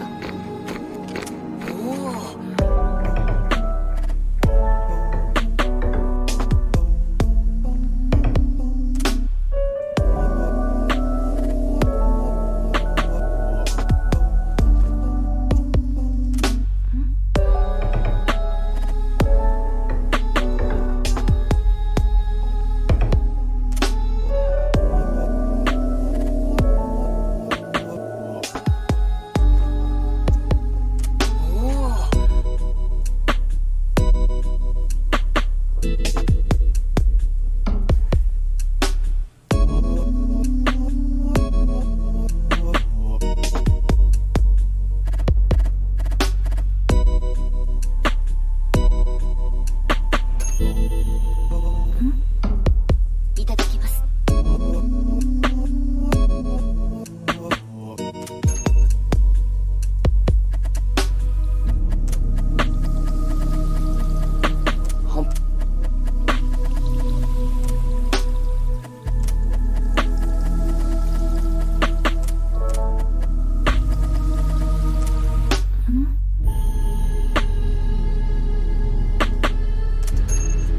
Preparations ready.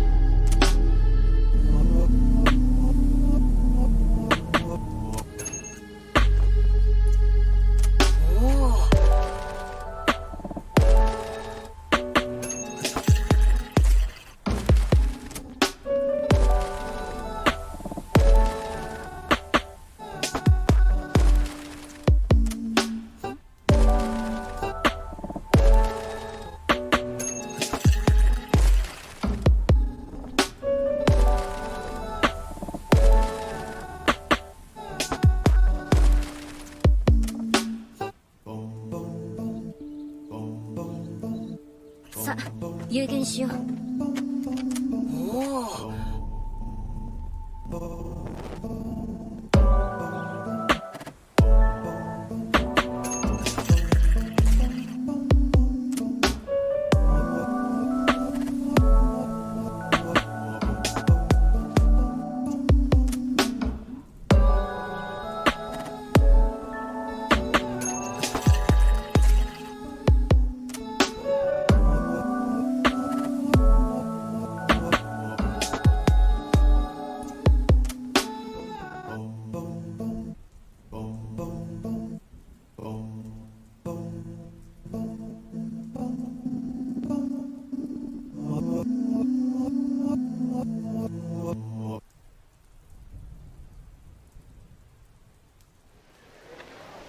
Play exam. Play as time goes by.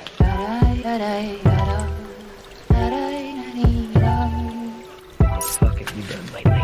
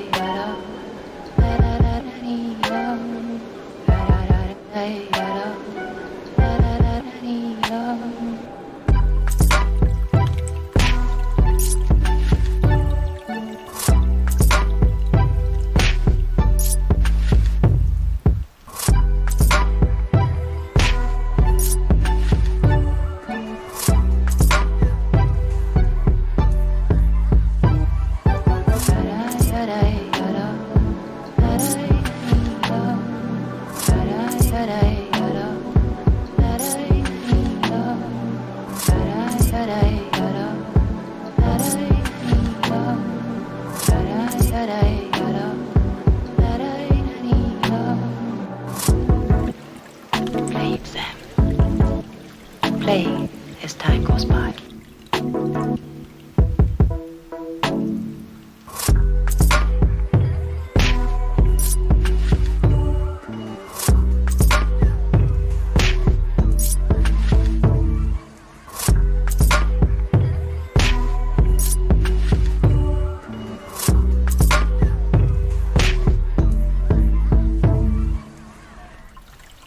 What are you doing up? Well, I couldn't sleep. Good evening, then.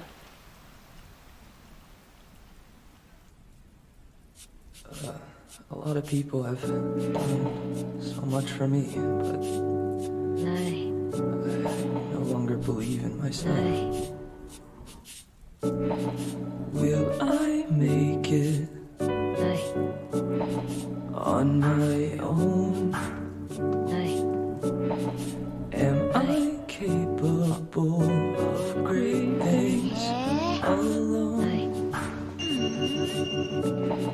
Take my hand and hold it tight, be my guide. It's getting hard to see in this darkness on my own.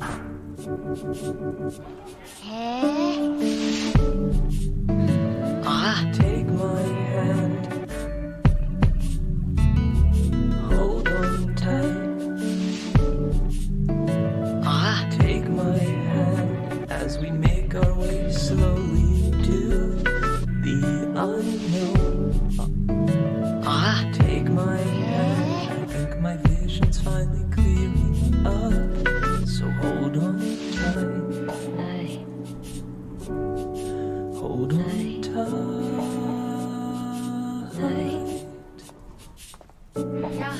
I can make it Nej. on my own. Nej. I am capable of great things alone. Nej.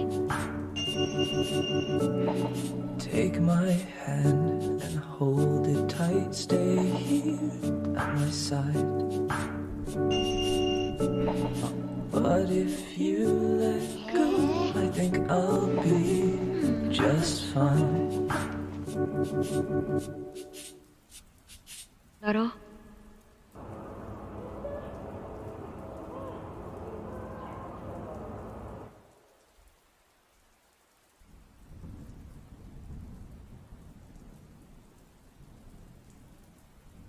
What?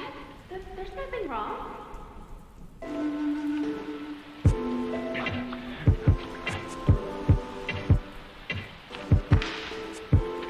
Joe. Tell me what's wrong.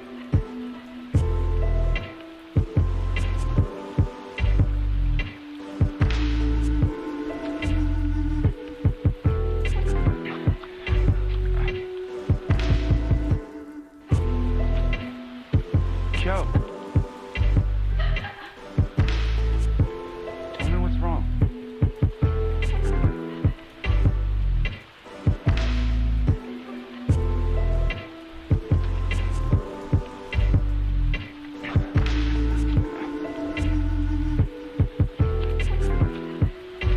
Joe.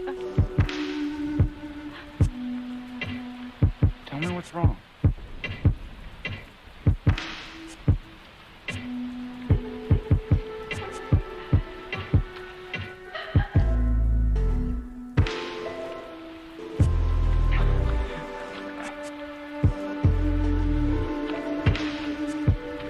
Joe.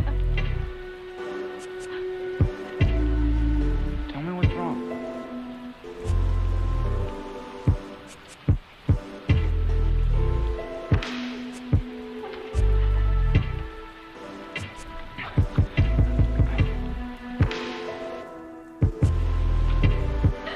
Joe.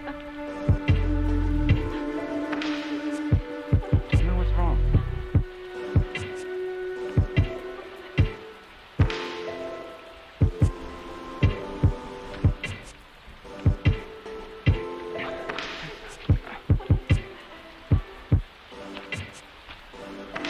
Joe.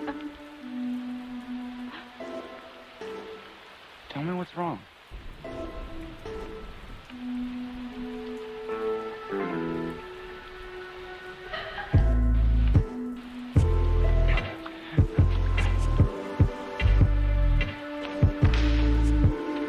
Joe. Tell me what's wrong.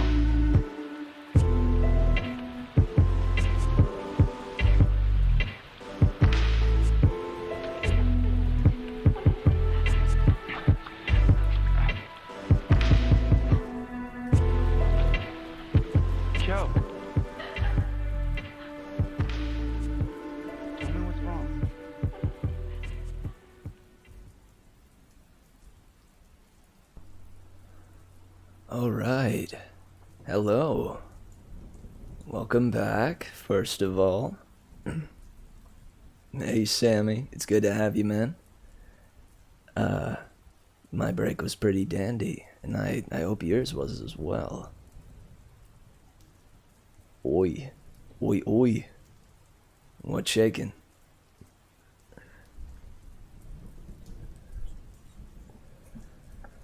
I'm ready to read through these last 2 chapters. See what happened to our heroes after they blacked out, and Piper had a motherly dream.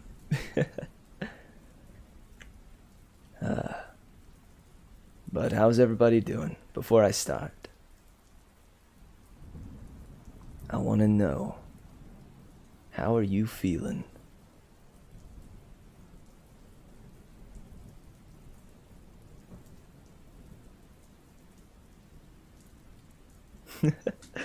B-Dubs is feeling like an angel. Nice. I would argue that you are quite angelic, if I do say so myself.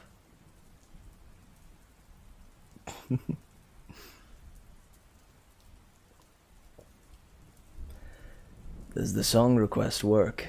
No, it doesn't. Since I post these VODs up on YouTube, I only use songs that I've created. So I can't really do the song request thing. But maybe I could do a stream where we read through fan fiction or do something like silly or do a gaming stream or something, and we could do a song request.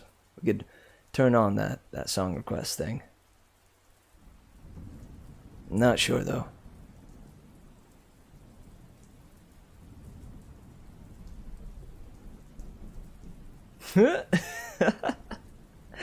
Shoot, man, if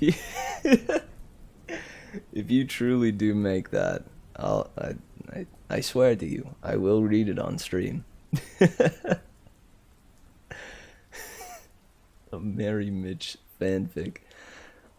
Will it be about Snoopy and I? My man.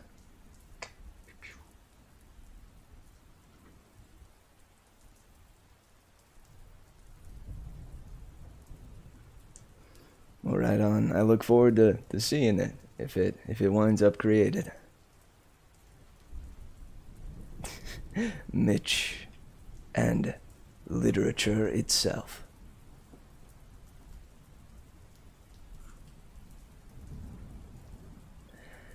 Well, guys, settle in, get comfy, grab yourself a warm blanket or something, and get ready for the final 2 chapters of our bedtime story time. This is The Lost Hero by Rick Riordan. Chapter 40, Piper. Piper woke at a table at a sidewalk cafe. For a second, she thought she was still dreaming. It was a sunny morning. The air was brisk, but not unpleasant for sitting outside.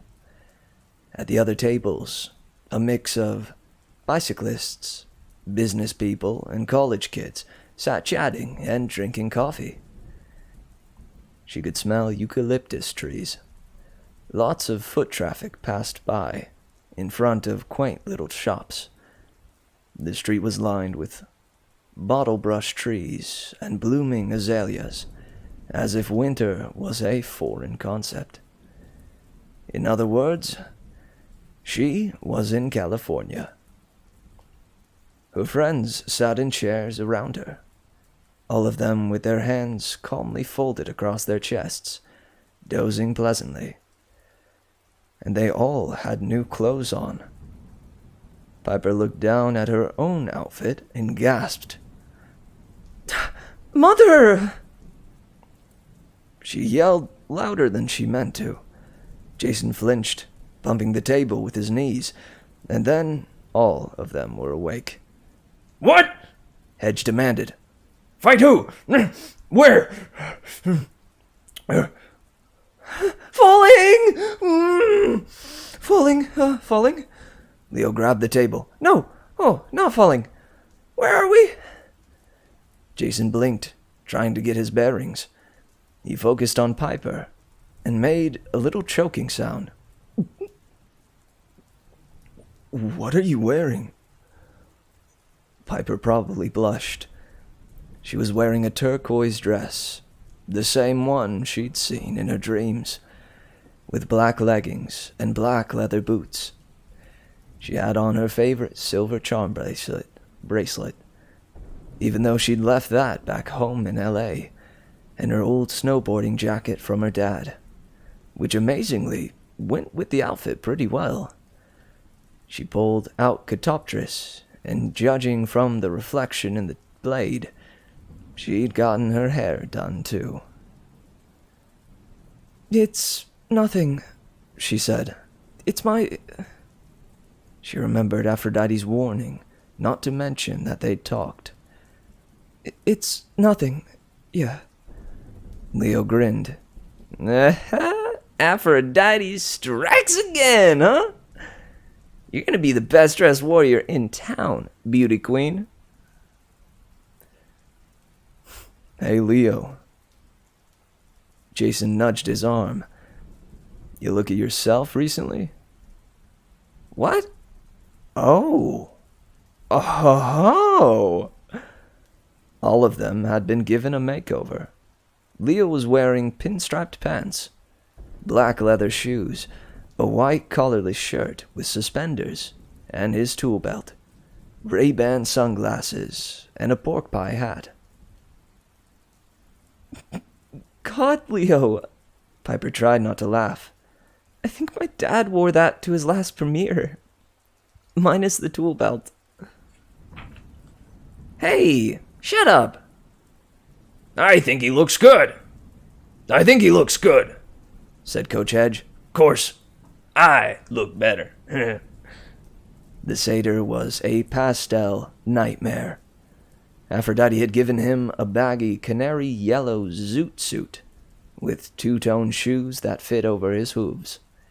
He had a matching yellow broad-brimmed hat, a rose-colored shirt, a baby blue tie, and a blue carnation in his lapel, which Hedge sniffed and then ate. Well, Jason said, at least your mom overlooked me. Piper knew that wasn't exactly true. Looking at him, her heart did a little tap dance. Jason was dressed simply in jeans and a clean purple t-shirt, like he'd worn at the Grand Canyon. He had new track shoes on, and his hair was newly trimmed. His eyes were the same color as the sky. Aphrodite's message was clear. This one needs no improvement. And Piper agreed. Anyway, she said uncomfortably, how did we get here? Oh, that would be Melly, Hedge said, chewing happily on his carnation. Those winds shot us halfway across the country, I guess. We would have been smashed flat on impact. But Melly's last gift, a nice soft breeze, cushioned our fall. And she got fired for us, Leo said. Man, we suck. Nah, she'll be fine, Hedge said. Besides, she couldn't help herself. I've got that effect on nymphs. I'll send her a message when we're through with this quest and help her figure something out. That is one aura I could settle down with and raise a herd of baby goats. Whew! I'm going to be sick, Piper said. Anyone else want coffee? Coffee? Hedge's grin was stained blue from the flour. I love coffee.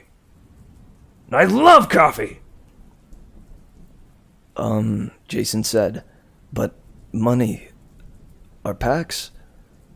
Piper looked down. You're a smart cookie, P-Dubs.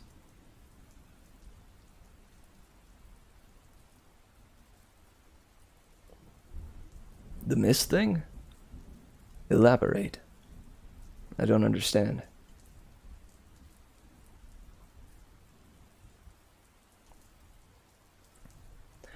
Piper looked down. Their packs were at their feet, and everything seemed to still be there. She reached into her coat pocket and felt two things she hadn't expected. One was a wad of cash. The other was a glass vial. The amnesia potion. She left the vial in her pocket and brought out the money.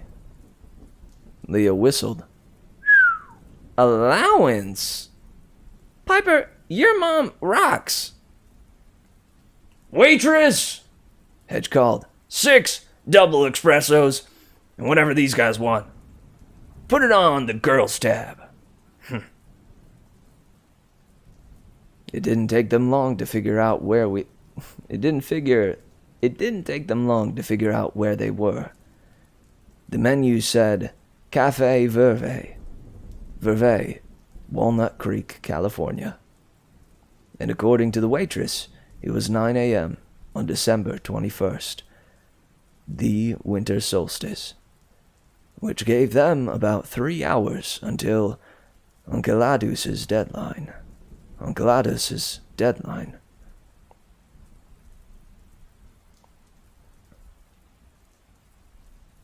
A fanfic generator. Oh boy.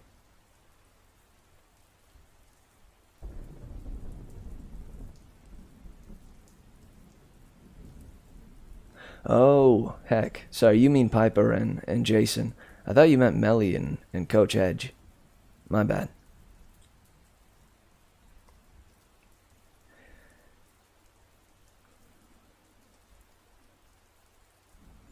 They didn't have to wonder where Mount Diablo was either. They could see it on the horizon, right at the end of the street. After the Rockies, Mount Diablo didn't look very large, nor was it covered in snow. It seemed downright peaceful, its golden creases marbled with gray-green trees. But size was deceptive with mountains, Piper knew. It was probably much bigger up close, and appearances were deceptive too. Here they were, back in California, supposedly her home, with sunny skies, mild weather, laid-back people, and a plate of chocolate chip scones with coffee. And only a few miles away, somewhere on that peaceful mountain, a super powerful, super evil giant was about to have her father for lunch. Leo pulled something out of his pocket. The old crayon drawing Aeolus had given him. Aphrodite must have thought it was important if she'd magically transferred it to his new outfit. What is that? Piper asked. Leo folded it up gingerly again and put it away. Nothing. You don't want to see my kindergarten artwork. It's more than that, Jason guessed. Oh. Aw. Yo, thank you, Coleman. I appreciate you resubscribing, man. Thank you for the support. 3 months of it. Dropping by for tonight to do this before I do more homework. Sorry. I've been so absent lately. But it's good to see you're still doing good as heck work. Thanks, man. Honest to goodness, and I wish you best of luck with the homework.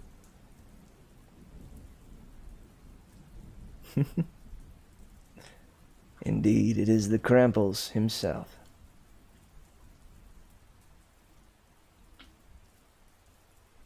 Honestly, man, it really is good to see you back.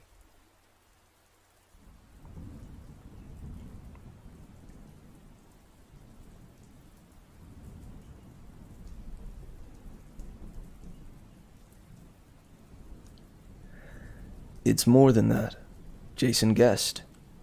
Aeolus said it was the key to our success. Leo shook his head. Not today. He was talking about... later. How can you be sure? Piper asked. Trust me, Leo said. Now, what's our game plan? Coach Hedge belched.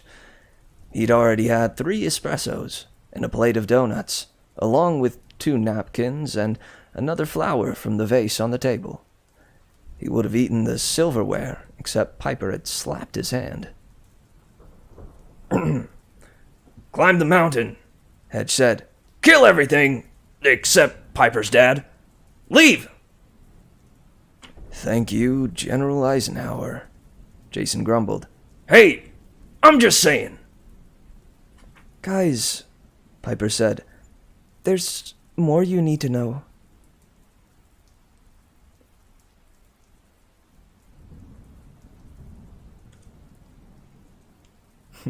I'm glad you livin', man.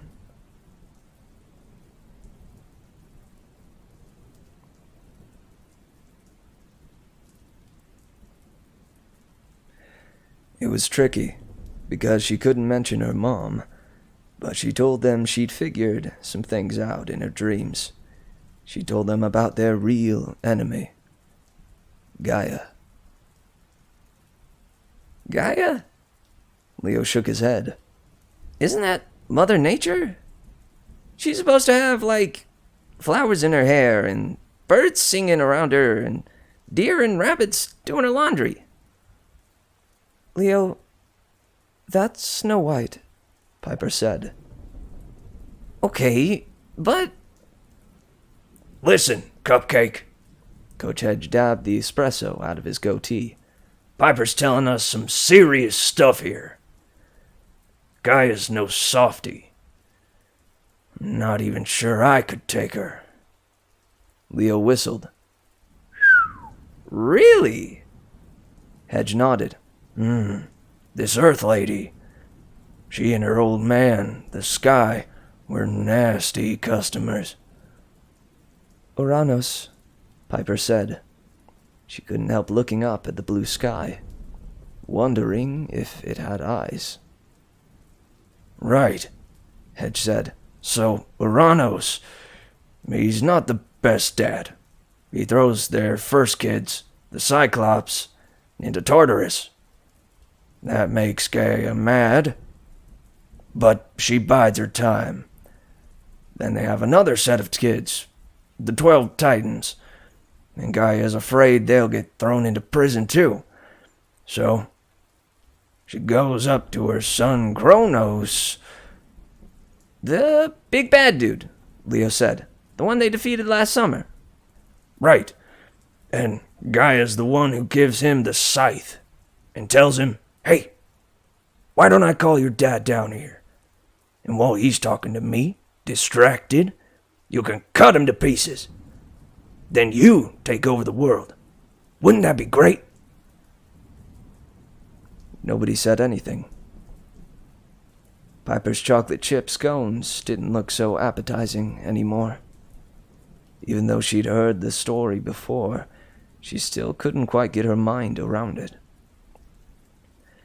She tried to imagine a kid so messed up he would kill his own dad just for power. Then she imagined a mom so messed up she would convince her son to do it. Definitely not Snow White, she decided. Nah, Kronos was a bad guy, Hedge said. But Gaia is literally the mother of all bad guys. She's so old and powerful, so huge, that it's hard for her to be fully conscious. Most of the time, she sleeps, and that's the way we like her. Snoring. But she talked to me, Leo said. How can she be asleep? Gleason brushed crumbs off his canary yellow lapel. He was on his 6th espresso now, and his pupils were as big as quarters. Even in her sleep, part of her consciousness is active, dreaming, keeping watch, doing little things like causing volcanoes to explode and monsters to rise. Even now, she's not fully awake. Believe me, you don't want to see her fully awake. But she's getting more powerful, Piper said. She's causing the giants to rise. And if their king comes back, this guy, Porphyrion, he'll raise an army to destroy the gods, Jason put in, starting with Era. It'll be another war. And Gaia will wake up fully. Gleason nodded. Which is why it's a good idea for us to stay off the ground as much as possible. Leo looked warily at Mount Diablo. So, climbing a mountain? That would be bad. Piper's heart sank. First, she'd been asked to betray her friends. Now, they were trying to help her rescue her dad, even though they knew they were walking into a trap. The idea of fighting a giant had been scary enough. But the idea of Gaia, the idea that she was behind it, a more powerful force than a god or a titan. Guys, I can't ask you to do this, Piper said. This is too dangerous. You kidding? Gleason belched and showed them his blue carnation smile. Yeah. Who's ready to beat stuff up?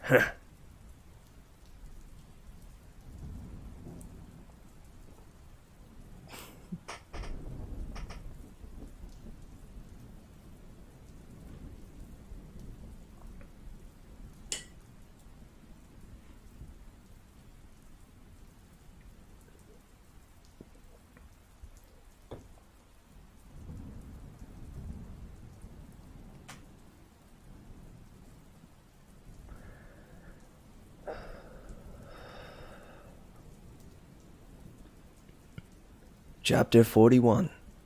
Leo. Leo hoped the taxi could take them all the way to the top. No such luck. The cab made lurching, grinding sounds as it climbed the mountain road, and halfway up they found the ranger station closed, a chain blocking the way. Far as I can go, the cabbie said. You sure about this? Gonna be a long walk back. And my car's acting funny. I can't wait for you. We're sure. Leo was the first one out. He had a bad feeling about what was wrong with the cab, and when he looked down, he saw he was right. The wheels were sinking into the road like it was made of quicksand. Not fast, just enough to make the driver think he had a transmission problem or a bad axle. But Leo knew different. The road was hard-packed dirt. No reason at all it should have been soft. But already Leo's shoes were starting to sink. Gaia was messing with them. While his friends got out, Leo paid the cabbie. He was generous. Heck, why not? It was Aphrodite's money. Plus, he had a feeling he might never be coming off this mountain. Keep the change, he said. And get out of here. Like, quick. Go. Go. The driver didn't argue.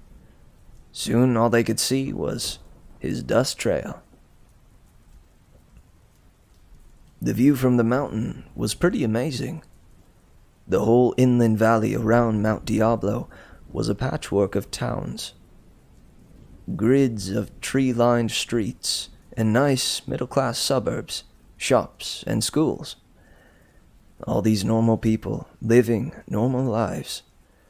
The kind Leo had never known. That's Concord, Jason said, pointing to the north. Walnut Creek below us. To the south, Danville. Past those hills. And that way, he pointed west, where a ridge of golden hills held back a layer of fog, like the rim of a bowl. That's the Berkeley Hills. The East Bay past that. And San Francisco past that. Jason? Piper touched his arm. You remember something? You've been here? Yes. No. He gave her an anguished look. It just seems important. That's Titanland. Coach Hedge nodded toward the west. Bad place, Jason. Trust me, this is as close to Frisco as we want to get. But Jason looked toward the foggy basin with such longing that Leo felt uneasy. Why did Jason seem so connected with that place? A place Hedge said was evil, full of bad magic and old enemies. What if Jason came from there? Everybody kept hinting Jason was an enemy, that his arrival at Camp Half-Blood was a dangerous mistake. No, Leo thought. Ridiculous. Jason was their friend. Leo tried to move his foot, but his heels were now completely embedded in the dirt.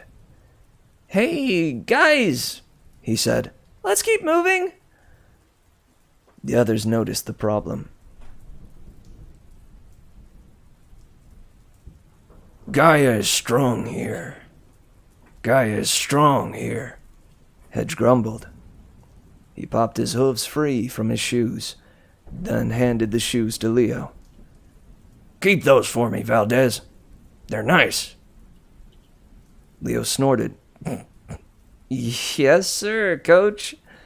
Would you like them polished? That's varsity thinking, Valdez. He nodded approvingly. Oh, thank you, Remdog.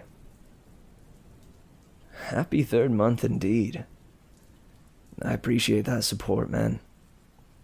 It means the world. Here's to many more. Oh, cheers my tea.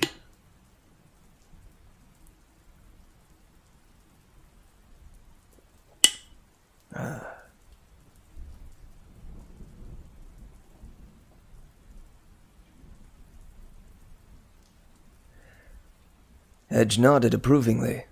But first, we better hike up this mountain while we still can. How do we know where the giant is?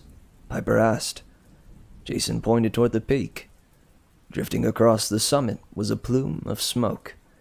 From a distance, Leo had thought it was a cloud, but it wasn't. Something was burning. Smoke equals fire, Jason said. We'd better hurry. The wilderness school had taken Leo on several forced marches.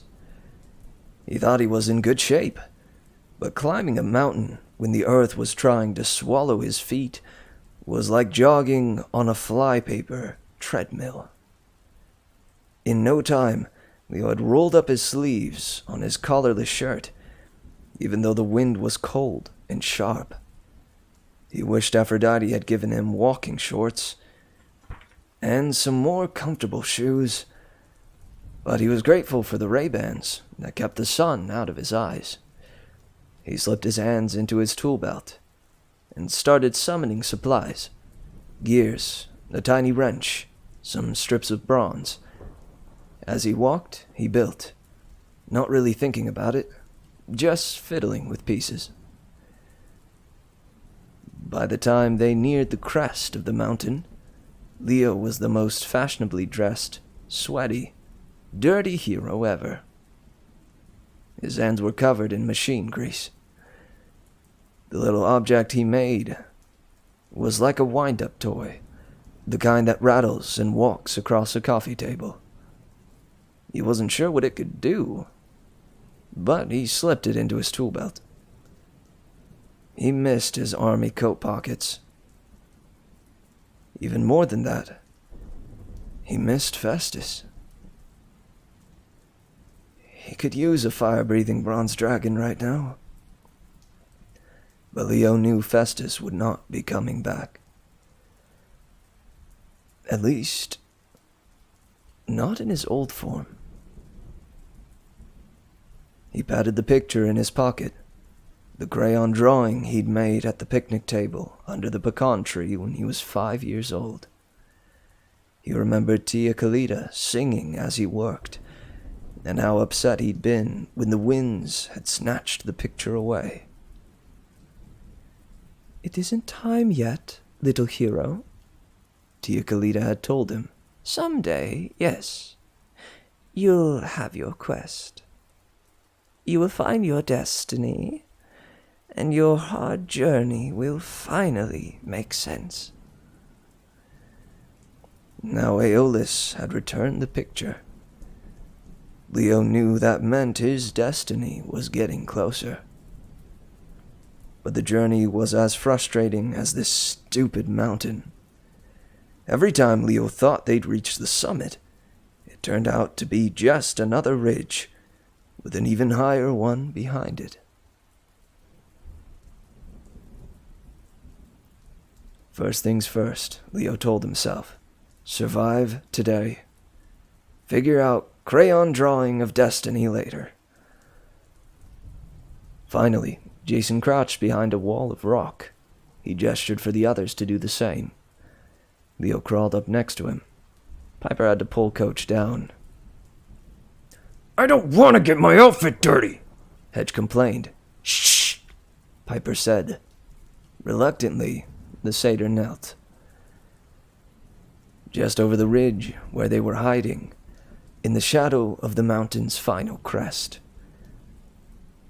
was a forested depression about the size of a football field, where the giant Enceladus had set up camp. Trees had been cut down to make a towering purple bonfire. The outer rim of the clearing was littered with extra logs and construction equipment, an earth mover, a big crane thing with rotating blades at the end, like an electric shaver. Must be a tree harvester, Leo thought, and a long metal column with an axe blade, like a sideways guillotine. A hydraulic axe. Why a giant needed construction equipment? Leo wasn't sure. He didn't see how the creature in front of him could even fit in the driver's seat. The giant Enceladus was so large, so horrible. Leo didn't want to look at him. But he forced himself to focus on the monster. To start with, he was 30 feet tall, easily as tall as the treetops. Leo was sure the giant could have seen them behind their ridge, but he seemed intent on the weird purple bonfire, circling it and chanting under his breath. From the waist up, the giant appeared humanoid, his muscular chest clad in bronze armor, decorated with flame designs. His arms were completely ripped. Each of his biceps was bigger than Leo. His skin was bronze, but sooty with ash. His face was crudely shaped, like a half-finished clay figure. But his eyes glowed white, and his hair was matted in shaggy dreadlocks down to his shoulders, braided with bone. From the waist down, he was even more terrifying. His legs were scaly green, with claws instead of feet, like the forelegs of a dragon. In his hand, Enceladus held a spear the size of a flagpole. Every so often he dipped its tip in the fire, turning the metal molten red. Okay, Coach Hedge whispered. here's the plan. Leo elbowed him. You're not charging in alone. Oh, come on. Piper choked back a sob. Look. Just visible on the other side of the bonfire was a man tied to a post. His head slumped like he was unconscious, so Leo couldn't make out his face. But Piper didn't seem to have any doubts. Dad, she said. Leo swallowed. He wished this were a Tristan McLean movie. Then Piper's dad would be faking unconsciousness. He'd untie his bonds and knock out the giant with some cleverly hidden anti-giant gas. Heroic music would start to play, and Tristan McLean would make his amazing escape, running away in slow motion while the mountainside exploded behind him.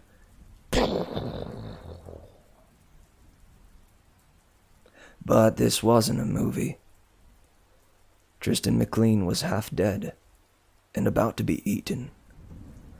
The only people who could stop it, 3 fashionably dressed teenage demigods and a megalomaniac goat. There's 4 of us, Hedge whispered urgently. and only 1 of him. did you miss the fact that he is 30 feet tall? Leo asked. Okay, Hedge said. so you, me, and Jason distract him. Piper sneaks around and frees her dad. They all looked at Jason. What? Jason asked. I'm not the leader. Yes, Piper said. Yes, you are. They'd never really talked about it, but no one disagreed. Not even Hedge.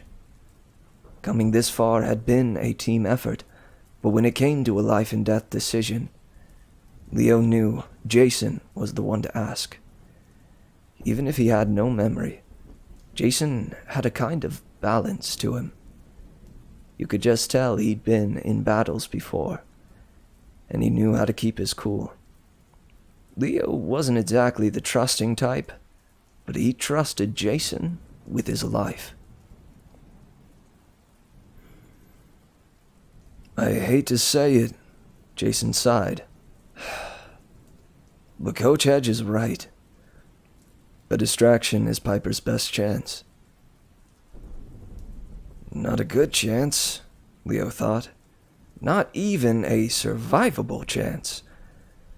Just their best chance. They couldn't sit there all day and talk about it, though. It had to be close to noon, the Giants' deadline, and the ground was still trying to pull them down. Leo's knees had already sunk 2 inches. Leo's knees had already sunk 2 inches into the dirt. Leo looked at the construction equipment and got a crazy idea. He brought out the little toy he'd made on the climb, and he realized what it could do. If he was lucky, which he almost never was. Let's boogie. Let's boogie, he said, before I come to my senses.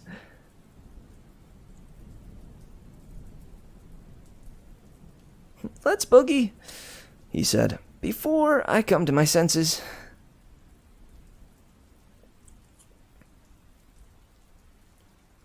Man, what a good spot to leave off, my word. At the encounter with Uncladas, one of the giants that rose from Gaia's stirring and captured Piper's father. Gosh, guys, we don't have much left. How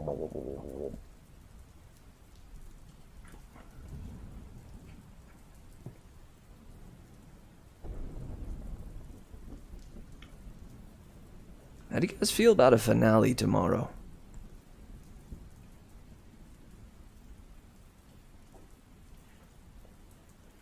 Start early, finish the book, and then maybe read a fantasy story at the end if there's time? Or would you guys rather have it be the usual Fantasy Friday and leave the finale for Monday? All I'm saying is I don't want to wait the weekend.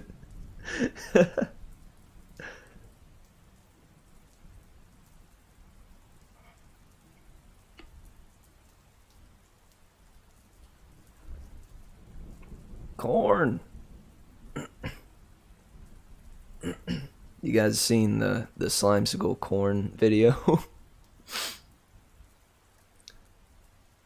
It's a good one.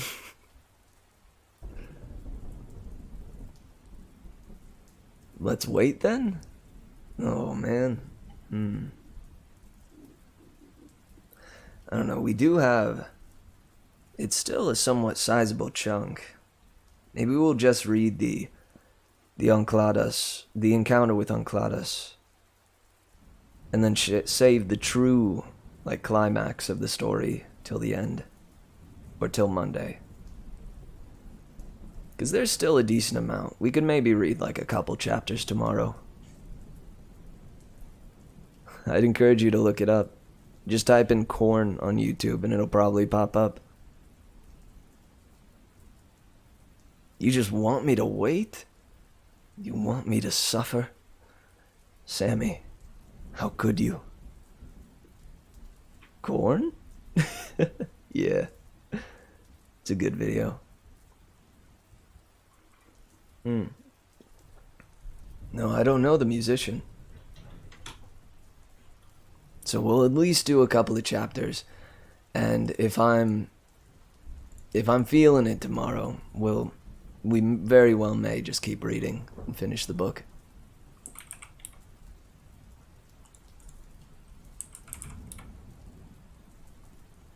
Here it is. I'm gonna put this in the chat.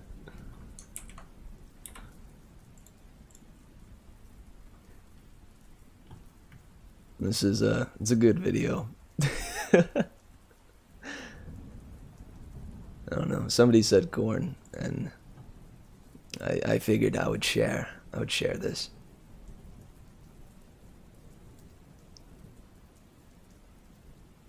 Is Korn the musician good? And what kind of music do they play?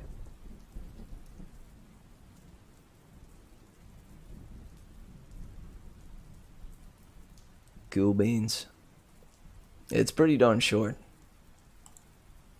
Yeah, it's like 41 seconds.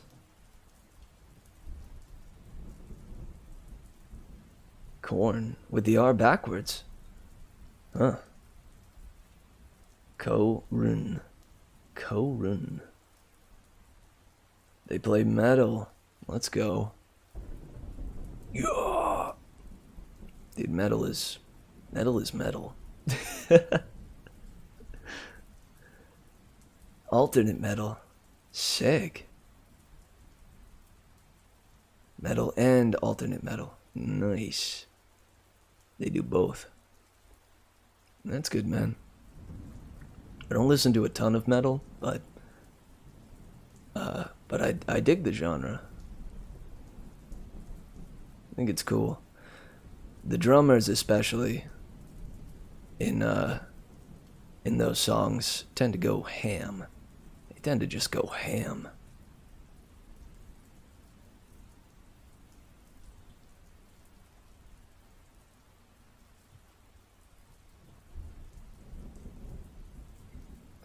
I also wanted to comment on how smoothly Riordan tends to transition into those dream sequences. I'm always impressed. It never feels out of the blue. It's so good. Drummers lose their heads during metal music. Yeah. Yeah. I don't doubt that. I do not doubt that. I wish I was metal. If only I could be metal. Then I could truly rock. Oh, it's a lowercase ditto, May. Lowercase d. Whoop.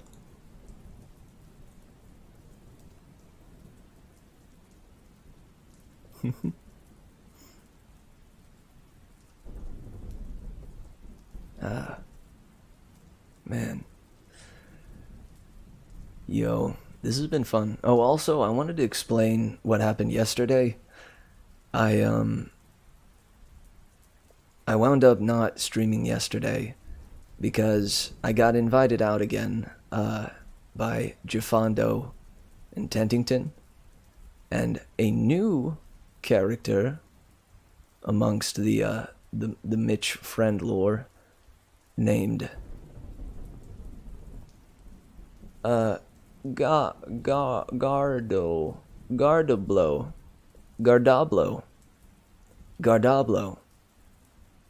Yes. I even saw my friend Gardablo there. But yeah, guys, if I ever wind up not streaming on a day that I'm scheduled to, it's most likely due to, recently at least, it'll be due to me me taking the time to go out and be a part of community and socialize and learn and laugh and have a fun time with friends, which is something that I've desperately needed recently. It has been doing wonders for my spirit. So, I ask your forgiveness, if ever there's a day where I don't stream. In fact, I think tomorrow's stream I'm hoping to make earlier in the day because I got invited to a birthday party.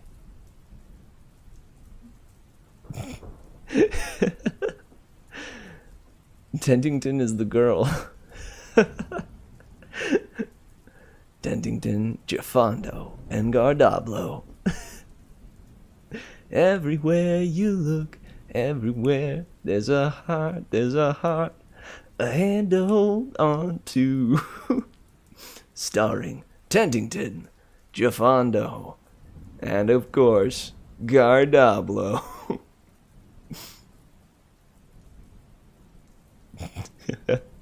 Hey, bring on the wrath, silly.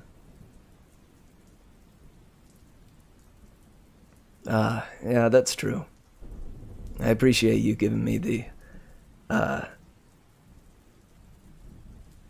clearance to not say sorry. That's absolutely true. It's something that's been really good for me. Yo, what's up, Luck?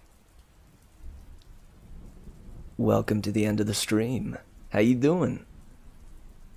What's pippity poppin'?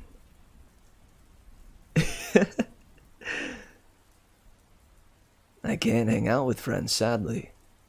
Why not? The whole pandemic thing?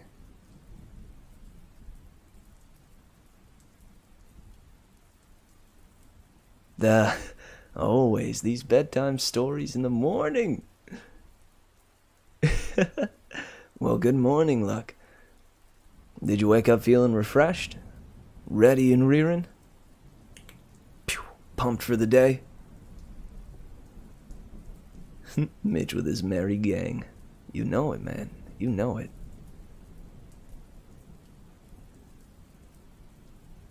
I'm like Robin Hood with my merry men, except it's merry men and women, and everything in between.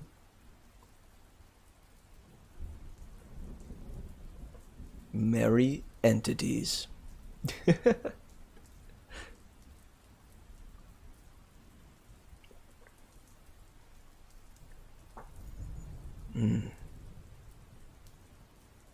Heck yeah. Dude, I love that frog emote. OS frog. Is that something I can do? No? Oh, I misspelled it. OS frog. Yeah, I can use that one. Heck yeah. I'm somewhat Twitch illiterate when it comes to all these all these things I can type to throw up an emote. I know as much as like Monka-esque, Pepe D, is Pog one? True. You can't go wrong with the cat emotes. DX cat and cool cat. I know, Sammy. Rip me. Yeah. I really just don't know him. But hey, maybe you guys can help me learn. I know the OS frog now.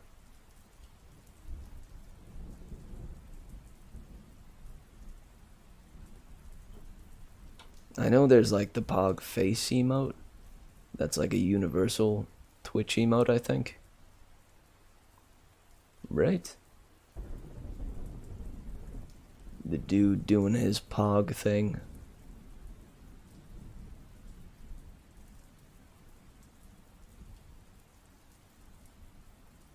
Ah, it's Pog Champ.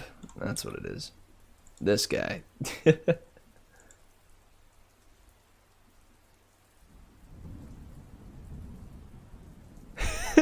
Not having Pog turned on.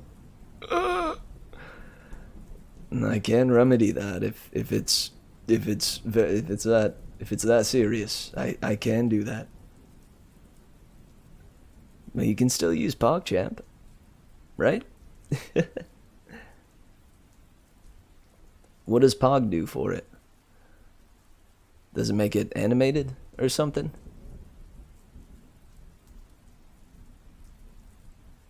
Oh, gotta be caps.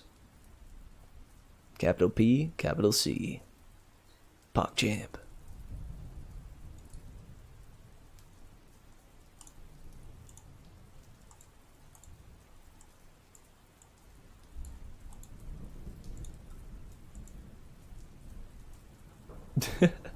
Literally just zoomed in on the mouth. Oh, that's the one. Okay. I know the one you're talking about now. I actually have... I can't remember if I still have it on my phone or not. I think I saved it, didn't I? Yeah. It's doing one of these things, right? I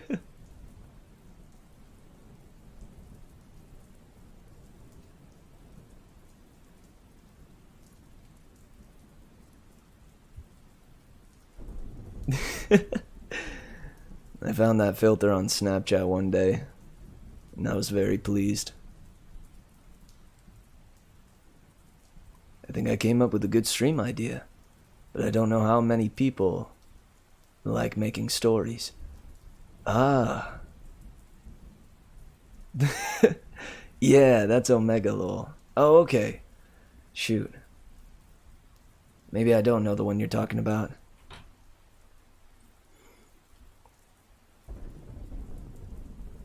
Apparently I'm good at Impoter, because I won 9 out of 10 times that I was very Pog.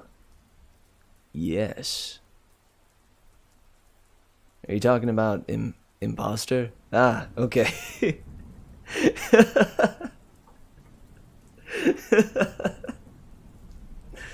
Omega Lol indeed. The world broke the 30 Mio. Woohoo! Woohoo! Woo! I agree. What's up, Finn? How did your games of Among Us go?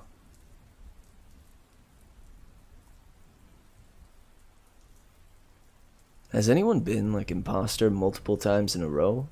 Or does the game factor that in and make sure that doesn't happen? You know, it makes sure that you can get regular crewmate multiple times in a row, but not the other. You've been twice in a row. Cool.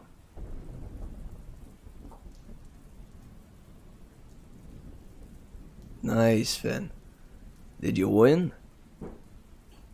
Or more importantly, did you have a blast? And did you retain your friendships? I've heard that game can get, dicey. Are you winning, son? Are you winning, son? Yeah, Dad. I'm winning. I'm winning. I swear. Are you sure, son? 4 times kinda crazy. Heck yeah.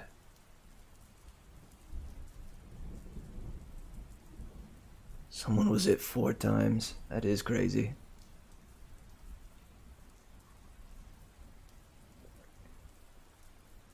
Much fun. It was with some new peeps, some friends I haven't talked to in a while, and my best friend. Nice. Best buds. Best friends are the bomb.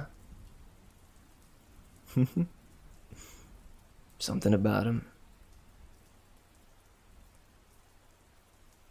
Dude, when I was younger, I used to be afraid to call someone my best friend because I worried about how that would I worried that that would make my other friends feel bad.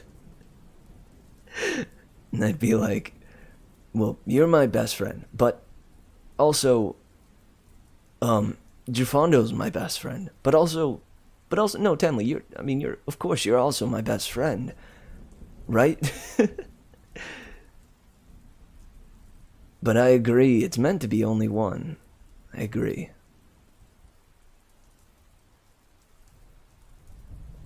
Now that I'm older, I understand that better. And looking back on it, I did truly have one bestie. And I told him that he was my only bestie, or that he was my true best friend. But I also told him, like, hey, don't freak out if I call someone else my best friend as well. That sounds bad now, looking back on it. Oh, heck. Yeah, for real. That's how I was too.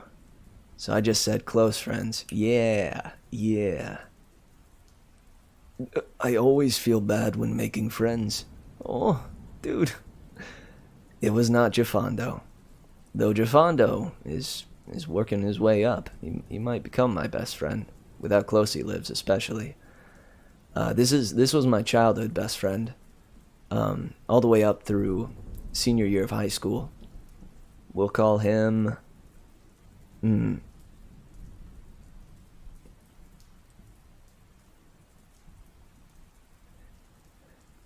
Dunseby.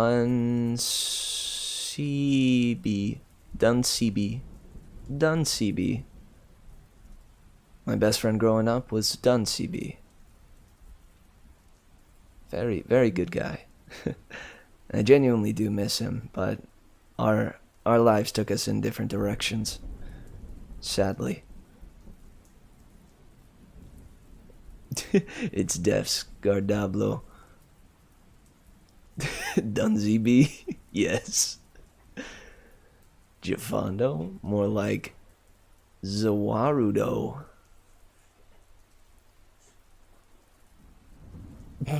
Would never guess how to write that. It's however you want to write it.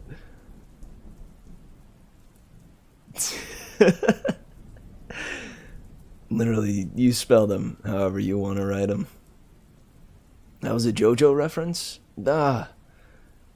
I've only watched the first 2 seasons. But I stopped around there. Somewhere in there. I was watching them through with a friend, but then both our lives got busier and we wound up not finishing them together, so I wound up not finishing on my own. Yeah, I agree, May. We're going with P-Dubs' spelling. I know, rip. Rip indeed. I am checking out, the one that I'm checking out recently, anime-wise, is Angel Beats. I didn't think it would be good, if I'm entirely honest. I didn't have high hopes for it, only because I don't know, it just didn't seem like anything special. That sounds critical and mean, but it's true. That's how I felt going into it.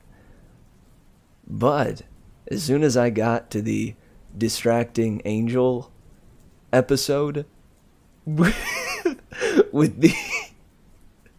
the rockets strapped to the desks, that's when I knew.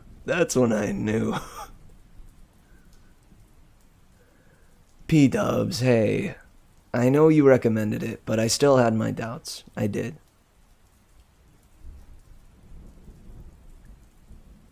But hey, it was the first one you recommended. Don't knock me for being hesitant. But now that one was frickin' rad, I bet whatever your next suggestion is, I can certainly trust. You know?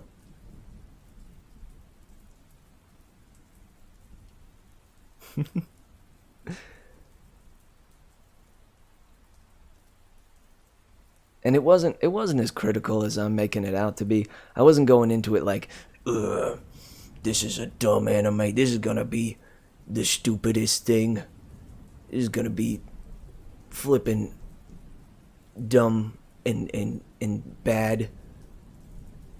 Yo, Akame ga Kill is very good. I love that one. Yeah, that series is sweet.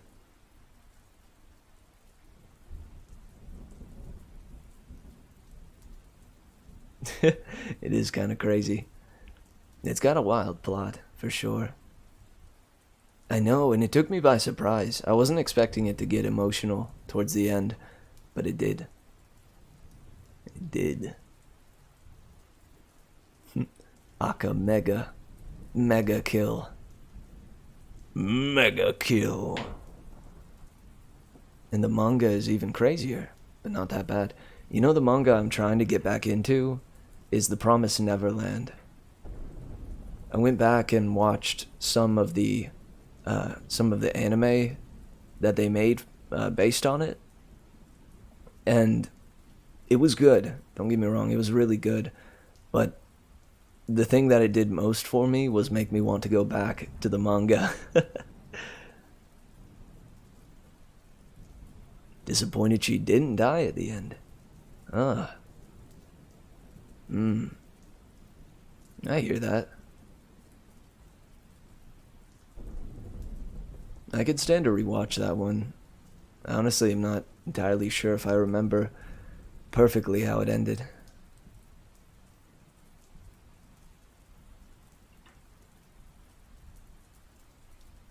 Akame, yeah.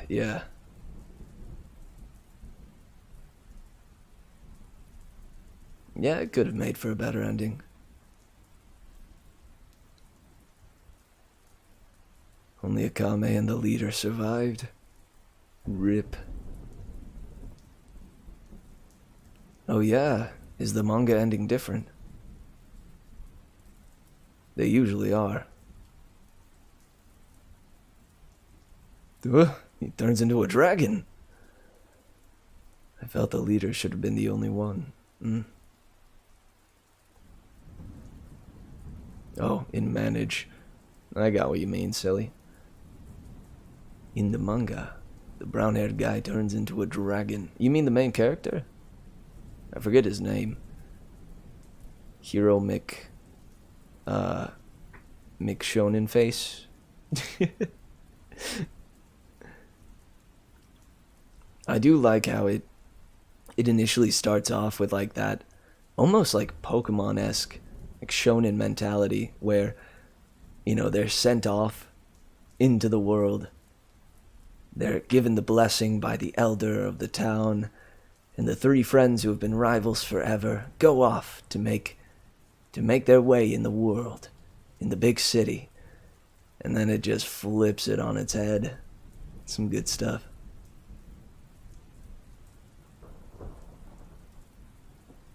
Weren't all of the members the main character? I would argue the brown-haired kid, like the kid that joins up with them at the start of it, is technically the main character.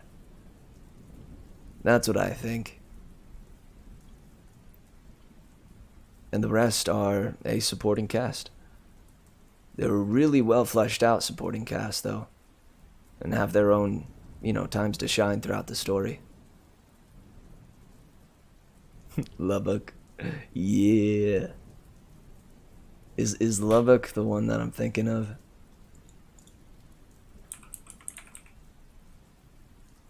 Oh, there's a city in Texas named Lubbock. Oh, interesting. Lubbock was your favorite. He was pretty cool. He had a cool arc, from what I remember. Because he's initially, brought up as just the guy that's kind of a, for lack of a better term, a perv. and a lady killer. Yeah, precisely. And a chaser of women. But it turns out that his character is deeper, which is cool. I like how a fair amount of the teammates are sort of stereotypes, but then it shows very clearly that that there's more to them than just the stereotype.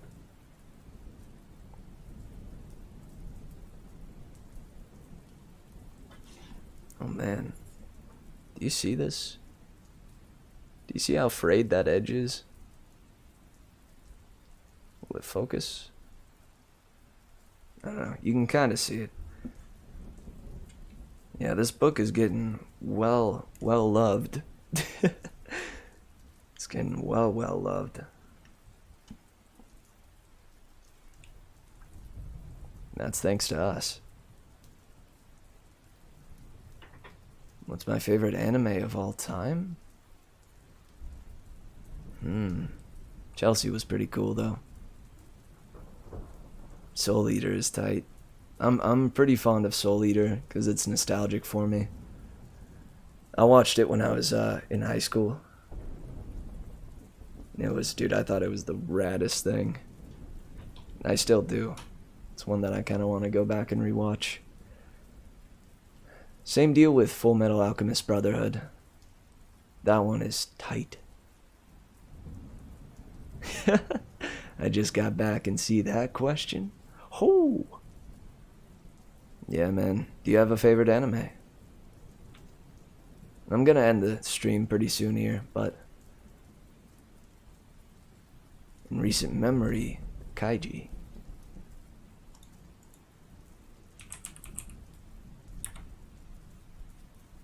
Yo!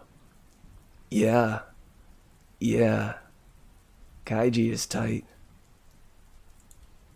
It's a non-battle anime.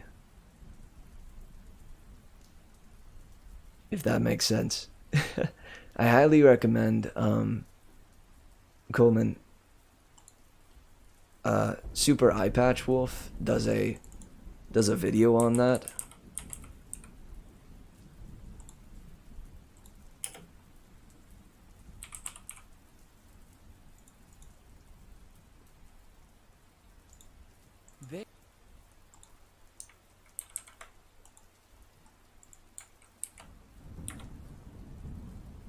Yeah, if you guys don't know anything about it, or even if you do, I'd highly recommend that review.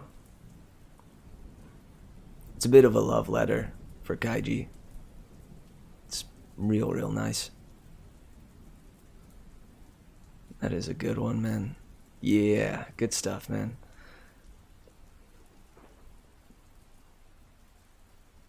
Oh, Hunter x Hunter is probably up there with my favorites. Yu Yu Hakusho. I still haven't seen that one. I adore Hunter x Hunter, but I don't know. I struggle to go back to check out Yu Yu Hakusho. If you liked Yu Yu Hakusho, from what I've heard, Hunter x Hunter will blow your socks off. Well, of course, man. Those are assumed. Those are assumed to be at the top of almost everybody's list. And it's because, and it's well deserved. Those series are flippin' redonkulous, incredible. Casher and Sins. I don't know if I've even heard of that one. Oh. What is this? A reboot of the classic 1970s anime series, Casshern, is set in a world where robots have taken humanity under their control after the machines became self-aware. A mysterious girl, Luna, is summoned by the people to try to bring salvation back to mankind. She is hunted down by 3 cyborg warriors.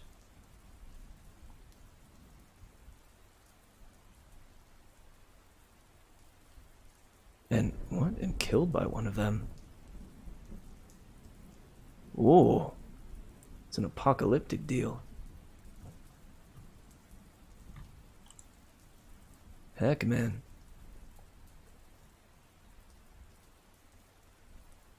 Me waiting for Baby Steps Season 3. That's never gonna happen. I'm waiting for Spectre, or Inspector. The next season of Inspector. I really adored that show when I came across it.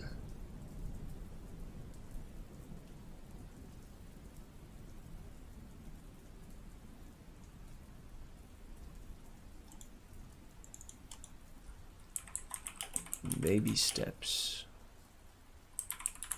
Anime.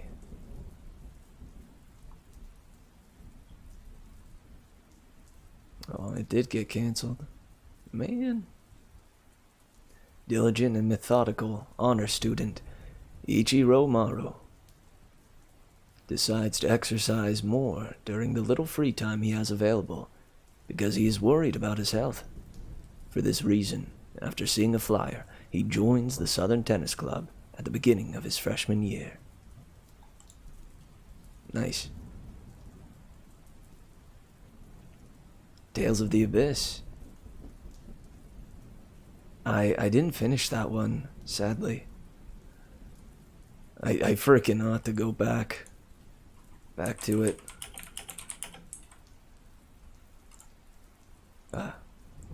Oh wait, heck, no, you're talking about the video game. My bad.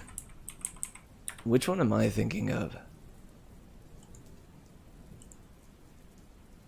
There's another anime called like something in the Abyss. Into the Abyss or something. Ooh, did I get it? Made in Abyss.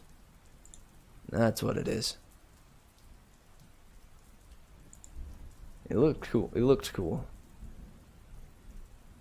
Ah, and Tales of the Abyss did have an anime adaptation.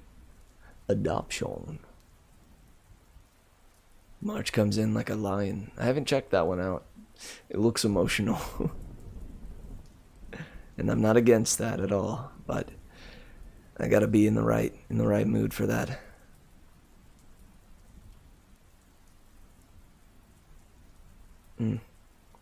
Is it slice of life? Kinda? Slice of life.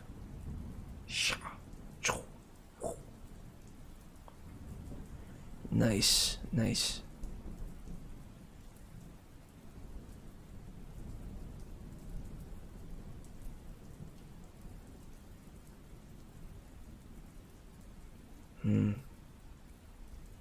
Heck, all this talk of anime is making me want to go and check some out.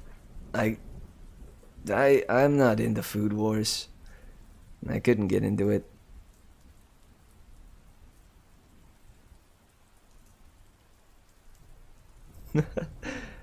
I don't know about should, but we certainly can. And yeah, let's start moseying that way.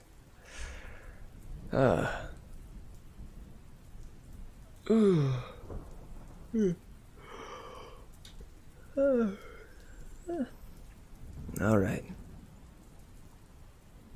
So guys, hit me with that outro music.